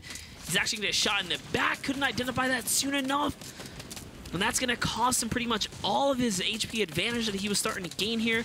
This player is being super relentless in bringing it down. But Aries also has a hand cannon. Oh, this guy, Claymore, has landed so many good shots. He's actually pressuring both of these players. Aries and Farron is now in not a good position. That's a shot that was a miss there. Had to be closer. Aries owns the walls. Quick peek baits. Now he has some shield to go with it. And now he's got to fight down Claymore right now, who's looking to third-party this. Yeah, Aries would have been in a bad situation, but not. Now he just isn't. He's in a really sweet spot here. Ooh, you saw him very quickly place down his own roof piece there, that floor. And you got to identify the weak points, and he knew right there that was one of them. Oh, he goes for the edit? Oh, that was so fast. See, Claymore picks up on it. He's like, no, this guy's going to go for an edit play. I need to back up for a moment. Aries, make him come in, put the trap down. You got this. Think about it.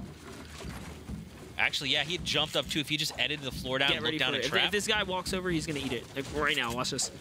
Oh, you see? He's almost. I think Claymore's baiting him.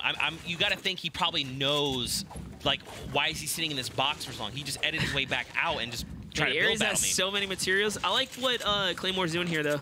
He's actually very smart with how he's damaging the walls, making them one shot each, and then trying to, you know, just bait and switch them for the right one. So makes a quick edit there, but Claymore realizes, oh, he's not going for the high ground push. So we're getting both perspective here.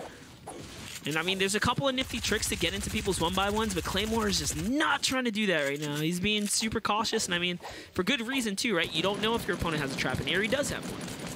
This is quite a standoff here. That's a shot traded. He baits the wall down, so now it's fair ground. And he actually comes out for another one. He wants more of this. They're just trading shots here. He's going to hear that campfire. Oh, this is going to be a little rough for Aries now because keep in mind, the enemies fighting Claymore is regaining his health with that campfire. Someone's grenade launcher this. That's 80. Oh, no, he needs to get this kill here. He knows There it is. That's it right there. It's going to heal him back up. He's at 70 HP now, or 70 shield with HP to stack with it, and heals to go. It's a play from Apostle. I mean, take a look at this guy. Oh, He's been gosh. a menace this entire game, this entire heat, rather. Yeah. Finds himself another Elim over to Nox here in retail row. Player getting away with barely any HP, but Nox is quick to clean it up. We're at Tilted Towers Mel side here as well. That's Stompy, by the way. 100 to the face. And locks up. That's a trap behind him.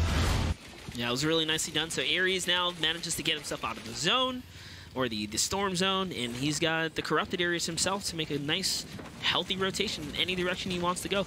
But being that, you know, maybe he doesn't have too much of a run here, he's going to opt out of not using any of the corrupt stones. There is a risk in that as well. And Aries, again, he finds himself with 2 eliminations. He's one more for that extra point just to cement him into the finals. Yeah, I like what he's doing right now, too. Since we have a look at the world map, he's just checking his surrounding areas, being very cautious with his rotation out. There's a player in Shifty and a player to his left. Obviously, he doesn't know that, but he's being super cautious with this play. Here's Chundis. At the diner. Man, look Again. at those materials. Yeah, I mean, he's about to cap back out again. It's actually curious to why he replaced the floor there. I don't know what that was all about. Maybe guess he's habit, being extra you know, just habit. Yeah, habit. Melside leading the pack with 3 elims. Axe takes a gigantic chunk out of his health bar. Hopefully he's okay. We've seen a dominant performance coming out of him in heat number 2. He's had a really good day. And now we get the new safe circle as well. 5-5. B&Q is just so happen to be right next door to him. Did he hear the edit though? How Over is to Axe pressing W key right now? I want to know. 6 HP, no problem, dude. He doesn't plan on getting hit here. Looking at the peaks. He's just lining up the shot, trying to find the angle. He's got 3 shotgun shots. I guess in his mind, he's thinking, hey, it's all or nothing right now. He Yeah. probably already qualified. He's looking to take Atlanta Swag out of this game. There it is. He's just going to chill and see if he can find himself a moment. Hear the quad crash or someone close by. And again, so what's cool is that Atlantis is actually respecting Axe and not just like going full send. He's just taking his time, kind of assessing. He doesn't probably know that Axe is only on 6 HP. He's probably seen the white numbers and gone, okay, he's down pretty low. I haven't heard any sounds of minis. I haven't really heard anything bandage or medkit If I had to guess, they traded some really respectable shots against one another. And now they're just chilling. He probably both went to quote-unquote heal, but Axe actually had no heals. There he is. He's just getting out of leaving. I don't even think Atlantis Swag heard it, because he's pretty far gone at this point. Wick C there, Agent Pro, Pusher, and Geber all near each other. They're just, it's like one of those things where you look at someone and you just kind of give a nod, like, I see you. Yeah, Yeah, like you're there? Pusher. I see Pusher was just in like 60-something place. 1 point's not going to do him enough. He's going to need more than that. Oh yeah, there it is. He does have 1 point actually, but I think he was one of the few with 1 point that was just barely outside of top 50. So that's probably why he's playing for placement here instead of being risky, knowing that he only needs 1 point, unlike some of these other guys that need 2 points. There's quite a bit happening here outside the divot. Yeah, Ronnikov. This is Storm Wave 2 here. We're definitely seeing some old, habits or trends, right? Where, there's a lot riding on it. You're just kind of taking your time here, regardless of, the payouts and whatnot. You just don't want to be the guy to get eliminated. You want to find a favorable situation for you that you feel extremely confident. That way you can minimize your risk on your fights. So everyone's kind of hanging out here, probably done made their rotations to the zone. They're just looking to see where they have to go next and then make that decision. So this is going to be not too bad. It's perfectly centered. Everyone kind of has to make a move unless you made it to the complete middle. I think this is a fair zone for everyone. Tribune taking a little time, farm up on the mats. He's got the 500 brick, no metal though. But the wood is going to keep him topped off there as well. We've seen a lot of Tribune today. I mean, he's been around, right? It's just needs to secure them elims or make it to like top 3 this game to make it to finals tomorrow. I mean, if he did find the 3 eliminations and placing top 10, that would be 2 points. That could be enough to push him through. Axe is over here eating mushrooms. He's got himself a little bit more shield now. You gotta think. He is in a, oh gosh, he's in such a tough spot. You probably think like at this point, he's been aggressive up until this point. Now he's kind of like scavenging. He's like, please, Regrets. I just need anything. The regrets. There's a little bit of a bell action here, so going to break in. That's a shot. Just connects with the AR hipfire. Nico takes down that player over to Gaffo. Currently finding himself in the safe zone. That sounds okay. Yeah, all right, it's definitely sounds dynamite. yeah. Wick C here trying to apply some pressure. They're going head to head. The thing is, you can hear it when someone's charging it, so you kind of know something's coming, but you don't know when. That's the thing about dynamite. That's the thing about Dynamite. You don't know when. You don't know when. Taking a look at the kill feed. Nico goes down and Scram goes down as well.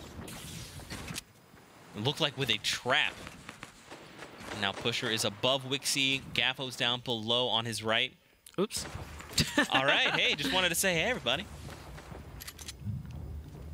Now taking a look at the current safe zone. We still have about a minute before we get a new safe circle. Everyone's kind of collapsing in now. And again, I mean, the way you kind of touched on it, it's like a perfect circle, so it's fair for everyone. Everyone kind of has a way into this circle. Yeah. The middle zones are the most fair for the most part. It gives everyone, you know, an opportunity to make it there, and it also rewards players to say, hey, I'm going to make it to the middle, you know, this game because I want the most odds of being in the next zone. So when it goes middle, when you're there, and then the middle kind of collapses in there, it also gives you favor to the next zone as well, because now you're dead center. Man, take a look at the current circle, seeing how players are kind of stacking out. Gomaru is dead center of this current safe zone. He's the little green triangle there by that little tree, just to give you some perspective. He is in the absolute middle of this zone. This player, Wick, is just chilling on top of the vending machine, which is also a good thing. If you hug up on the vending machines, you can actually use it, especially when someone, if for some special reason you get hit by a turret, the turret's going to be one of those things where, you know, it's indestructible. Can't get taken out. We got 48 players left remaining in the current lobby. We're about to get a new circle over by Leaky Lake. I like this. Ares, 2 elims. He's got zone close to him. I think he's going to make it. Look, Ares has got this. He's probably feeling the pressure a little bit, but he just needs to lock it up. That caster luck. There it is. Is he sitting up top, by the way? I couldn't tell. I'm sorry it happened so fast. It seemed like he was just glancing out through the roof panel, but at the very tip top of it, which is a risky spot to be in. Drizzy down below with that gold heavy assault rifle, looking to put down shots. See, now, I like what Drizzy's doing. Like, hey, you know, he's moving to the middle of the zone or whatever. But honestly, if it goes back up, he's giving up some good positioning and opportunity to fight players out from the storm here. So he's opting to go for, you know, he might be safe this one, but I don't know if he's going to be safe for the next one. And KFL takes a chunky hit in the back. You know, it's not the worst thing because he does have the chug jug, but that player is now looking to close in and secure this elimination. Right. So now KFL is kind of on the back foot. Again, he's got the chug jug. He's probably going to be okay, but over to Mel side in the replay. Got 3 eliminations. 180 flat. Secures that elimination. That is his 4th. And he is 1 point away from hitting his 2nd threshold there. Take a look at the scoreboard. Taka up top. Knocks behind him. Keolis there as well. I mean, right now, Mel's leading with 4 eliminations. Looks like a player was just gone down. Camel bumping his way up there with 2 eliminations. Yeah, if Camel can get 1 more elim, he solidifies himself to finals tomorrow, where everyone's a winner, guys. 1,500 prize bracket just for making it to the final day. Mel side looking to get his next point here. All he needs is 1 more elim. He's got a grapple. Man, this loadout is great. Heavy materials. He's got zone, and he's got the loadout to win this game right here with 3 traps for comfortability. I mean, even the 10 grapplers, he's just ready to go. He's made it ready to make these rotations. Words are so hard sometimes. But here we go, man. Circle's moving in 20 seconds. We get a new circle. We get to see where these players have to start making rotations to. Yeah, the grappler really makes this loadout right here. Here we have Beehive. We saw a little bit of him earlier today. He's looking to get someone that's fighting in the storm here, but he doesn't want to get chunked down by it either. He's got 2 campfires, so he's got a little bit of room to play with. And, oh, it was actually Ares. Let's go. He's going to get himself the point he needs. Ares still alive. He's trucking on through. So Ares, that's a 2nd, right? So that's a qualification right there, I'm pretty sure. Now I just got to finish out a little stronger. Let's see if he can give himself some cushion as far as points go. We'll see it from his perspective. That's 90, and there you go. He secures that elimination. Hits him with the 1-2 pack-a-punch right there, that hand cannon pump follow-up, or really the pump hand cannon follow-up. Even harder to do, really. He's running no SMG, straight-up hand cannon for secondary. Look at this, just applying pressure, making it difficult for these players. Gomaru's still there alive. You got 30 left alive. Remember, guys, Gomaru's trying to fight. Bullies his way in. He finds it. So see, now that he got that point, now it's like he's an air of relief, and he's like, look, why don't I just slay out? Yeah, what am I doing? Let's just take down everyone. He's been trying to get this guy in the stone wall for a while now. Lucky him, he does have favor as far as the storm goes for this next rotation as well. And he's, I think, natural high ground here, so players are going to have a tough time fighting their way uphill. Now we start making our way down. He lands another shot there. This is it. 24 players remain in the current lobby. Hand cannon wars. Yeah. Taking a look at the kill feed. We get an elimination there. And again, man, you just hear all the chaos start to ensue. I mean, look at the kill feed just immediately light up. People lost the storm. His damage per player right now is really nice. Like, he's landing a ton of hits. And oh no, that's probably going to be the one that costs him right here. He just got chunked. for 90. Is he going to be able to get out of here? Players are noticing that he's in a tight situation. They're now focusing all attention on him. He's trying to use all of his materials and his power here. And he might actually make it out. Stuck right there. He's only got 200 wood left. It's not a lot. These guys are relentless. He's got a mini here. Okay, he's going to have the 50 coming out of the minis there to help him. I kind of feel that. Limited materials, back up the hill. Yeah, it might be that time.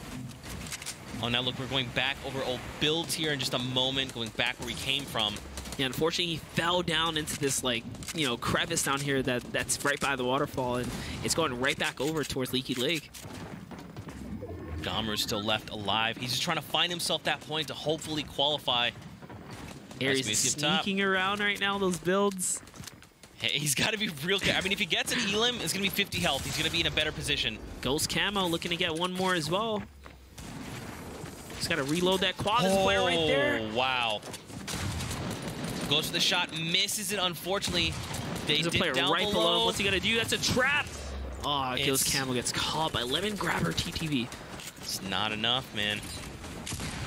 And now we're over. The port of Fortress comes down, eating up this entire area. Talk about use it, don't lose it. He thought he was getting fired at. He's like, I'm throwing everything I got. Down goes the port of Fortress. Some free points, or free loot, I should say, coming over to Melside here. Kind of lands on some stuff. Is he going to take that quad launcher? It's pretty tempting. Guess he's comfortable with his loadout. Aries somehow makes it through with his 50 builds. Again, man, he's 1 point away from that second threshold. I mean, he already made it to top 10, so this is another point. He's made it through. Harry's got to feel really good, but now players are coming together. No. Gabru finds an Elim. Melside taking players down. Tanda was lost in the storm. Gabru also gets a point, though. I think he's top 3 right there. That might be 2 points for him. We'll see if he qualifies. Now it's a 1v1 Melside with 7 eliminations going head-to-head. It's a build battle, which you don't see every day. 2 competitive players going off as a build-off. This is what you like to see. This is what we play Fortnite for right here. High ground going to Melside, but it was risky. Ramsey actually disengages all the way. He's got to make the grab away. He does. Saves himself. Now everything resets. Mel trying to lock this up. This could be a big bonus, and this could be huge. His heart must be like racing. This is it. It's a 1v1. Rasmusi doing everything he can to try and get this victory out. This is barely held up, though. It's like 1 ramp or 2. And he's going for the grapple play. This is barely a miss. He's got enough materials to take it to the sky again. He needs to be careful. Chipped right there. He still has max HP. This is what he needs. He's running through the map. They both have grapplers. It's another shot. He's got traps. He tried to make the trap play right there. Doesn't quite connect. Oh, no. He misses. Oh. Melside falls. Wow. Unbelievable. Rasmusi there clutching it up at the end. 0 materials. Last grapple shot. Jubilation. Jubilation. That's how we like to celebrate here in Fortnite. Look at the builds, man. That was crazy. Welcome back, guys. We've got Sundown joining us here for the final moments of that last game. Sundown, what are you doing here, buddy? I was excited watching all those games, keeping track of some of the incredible moments, and that one right there at the end, seeing Mel go absolutely off, but not quite being able to come up completely clutch. Doesn't quite have the reaction time. I don't know if it's nerves or what that was, falling down. Doesn't swap over to the grappler, but still an incredible performance. 7 elims, second place, and definitely guaranteeing a chance in the grand final tomorrow. Yeah, it was insane. Just watching that performance. I'm happy Aries, man, pulls through. Yeah. You know, low materials, manages to somehow make it work, snags him and all the the way point up for to top placement. 5. Yeah, he clutched up huge for him. I think being on camera, being on stream, probably eased him up, showed him we're human. Yeah. And I mean, this is something that we talked about last night at dinner. You were like, look, Aries is someone you need to watch. He's incredible. Keep an eye on him. We got to talk to him today, and you even heard, he's a very humble dude. Look, I got inside my own head. I just need to clear my mind, get through this. And he comes up, and he might be making it through the finals. I would assume 2 points off of that performance. Coach Zeke, man. What? Yeah, cool, calm, collect, nice, able to kind of play his gameplay. We saw that he was making it into that mid and late game consistently, and he got there with enough materials, making it happen, and has the play. So we'll definitely be seeing him tomorrow. Absolutely. Great way to end Heat number 2. The last game was action-packed all the way through, and things just kept kind of progressing, right? It started a little slow, picked up as we kind of went on along. Definitely. Really, really great great stuff all in all.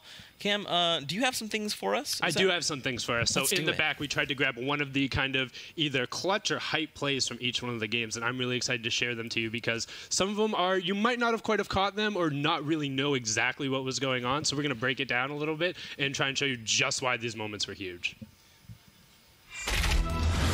So the first one here is actually you're going to see one of the players opt to disengage, get in that situation, and Axe comes in on the hot third party on Affect, uses the hand cannon to drop right in and catch the pump. So just watch how quickly and confidently he goes through this. So he knows he has this float advantage, drops it to the side, still putting pressure down on the pump, and then boom, hand cannon right through, and that was incredible. But Stock had got out of that situation right beforehand. So Axe then turned this into a 4 elim performance first game, basically put himself through, and that set the tone for the rest of his heat. He was able to basically W key super effectively. I saw you guys calling it out a lot. Yeah.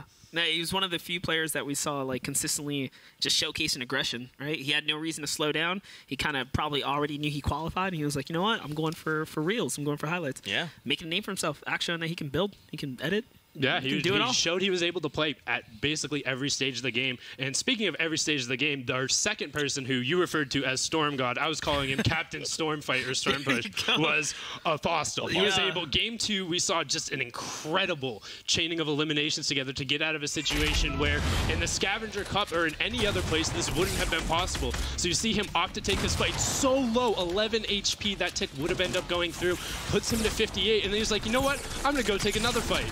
No problem, knows he needs to push back again, low health, and boom, legless, goes down to him, and then all of a sudden he's able to pick up a slurp, he's able to get those elims, he gets back into the circle, and he changes that into a grand final qualifying performance.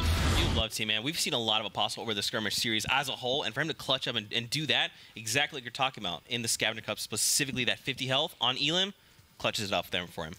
Yeah, otherwise, in normal circumstances, you would see somebody taking an extended fight in the storm like that, just end up going down. But he's rewarded for that aggression, rewarded for deciding to go for the other players, and he turns it into something incredible. Speaking of rewarding aggression for going to other players, I think everyone knows the highlight we're going to see. I think everyone knows what we're going to see from Game 3. E11 Boyer going from 4 elims to 10 elims and just making the lobby disappear. Just absolutely just gone. And it was incredible. So we're going to see the last ones picking up right here. Oh, no, there's the first one going off. So Kick Rascal goes through, and that was number 5. Picks up 6 right here.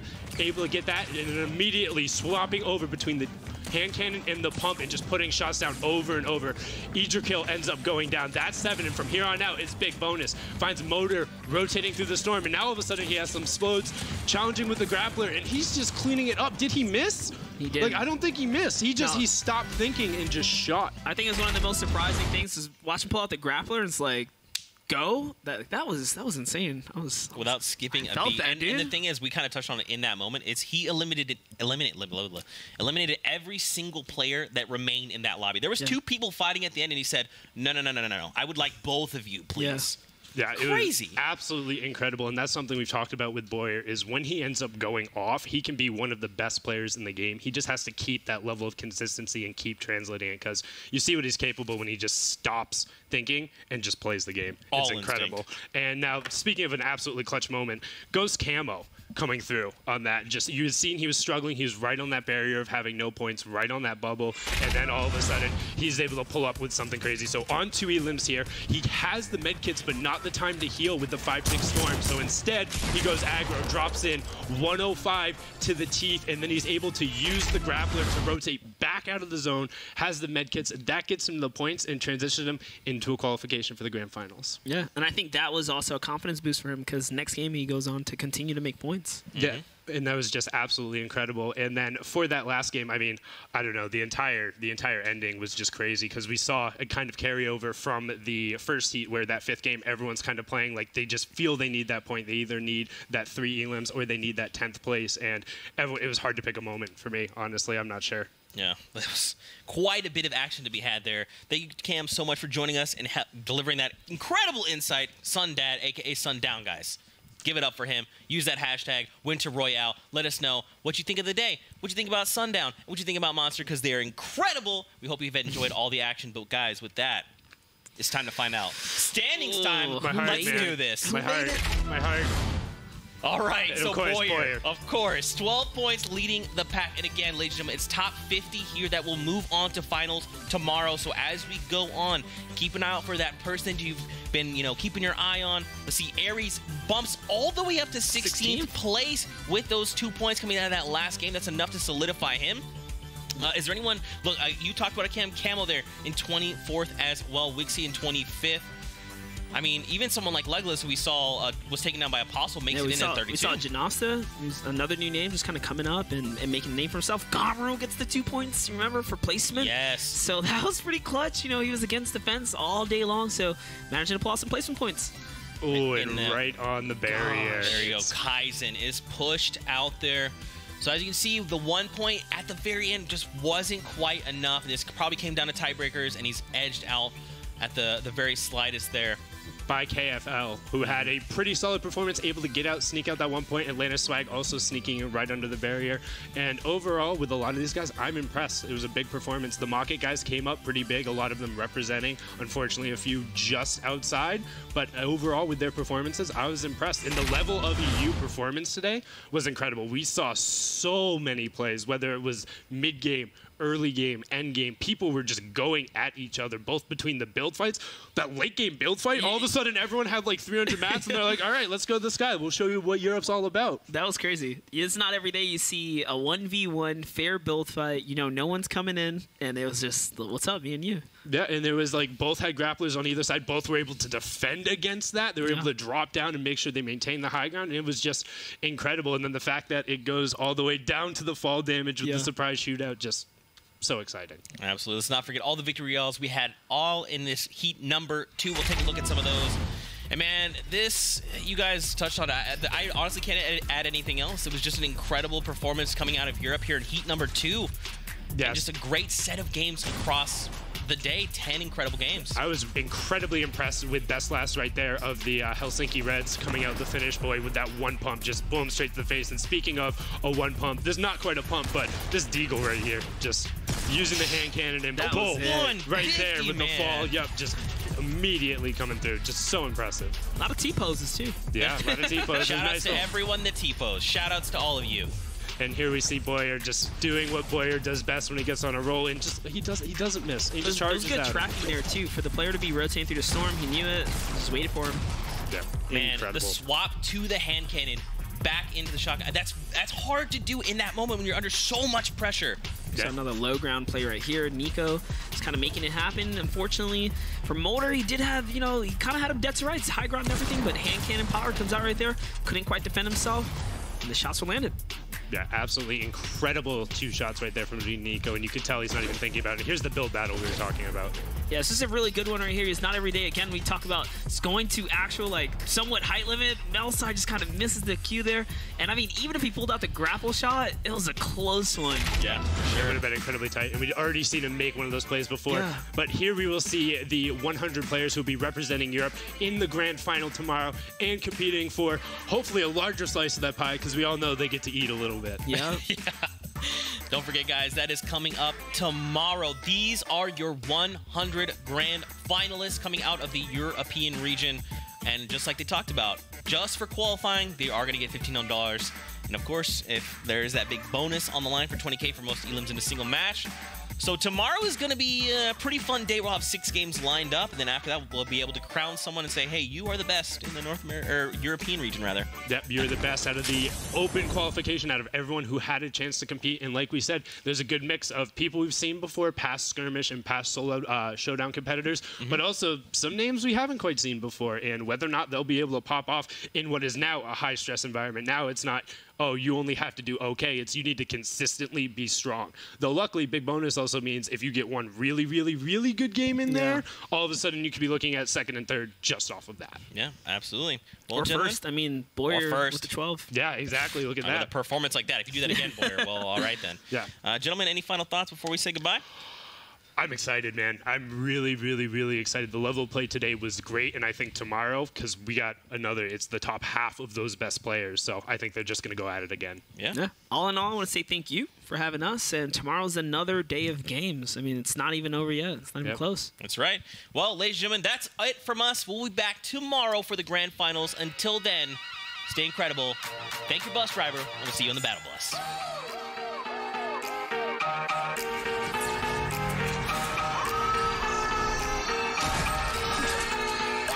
Get on your feet, get up out your seat.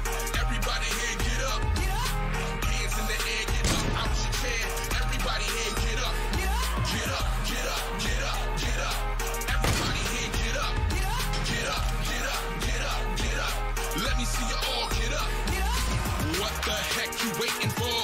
Ain't nobody out there hating more. It's a shame, but you came, so stop acting lame. Everybody up, get on the floor. Come catch the feeling, run like you're stealing. Look around now, you got nothing to fear in. Take a second, catch your breath to see if it's safe and stop. We got some haters over here, we got some haters over there. We got us people in the middle, acting like we just don't care. Get on your feet, get up out your seat. Everybody here, get up. Hands in the air, get up out your chair. Everybody here, get up. Get up, get up, get up, get up. Everybody here, get up. Get up, get up, get up, get up. Let me see you all get up. Don't make me come over there. Throw you through the ropes just like Ric Flair. I'll be forced to erase that look on your face. I'm gonna get you out your seat, I swear.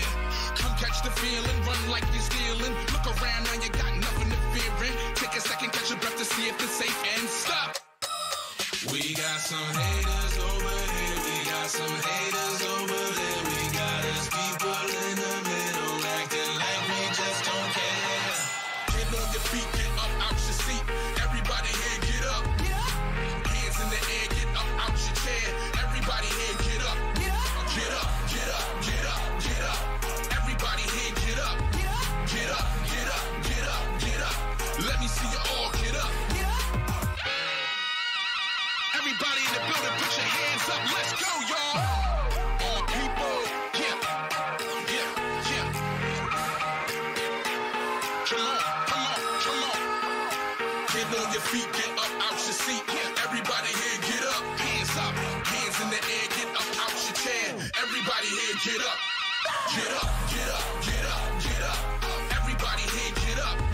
Get up, get up, get up, get up. Let me see you all get up. Get up, get up, get up, get up.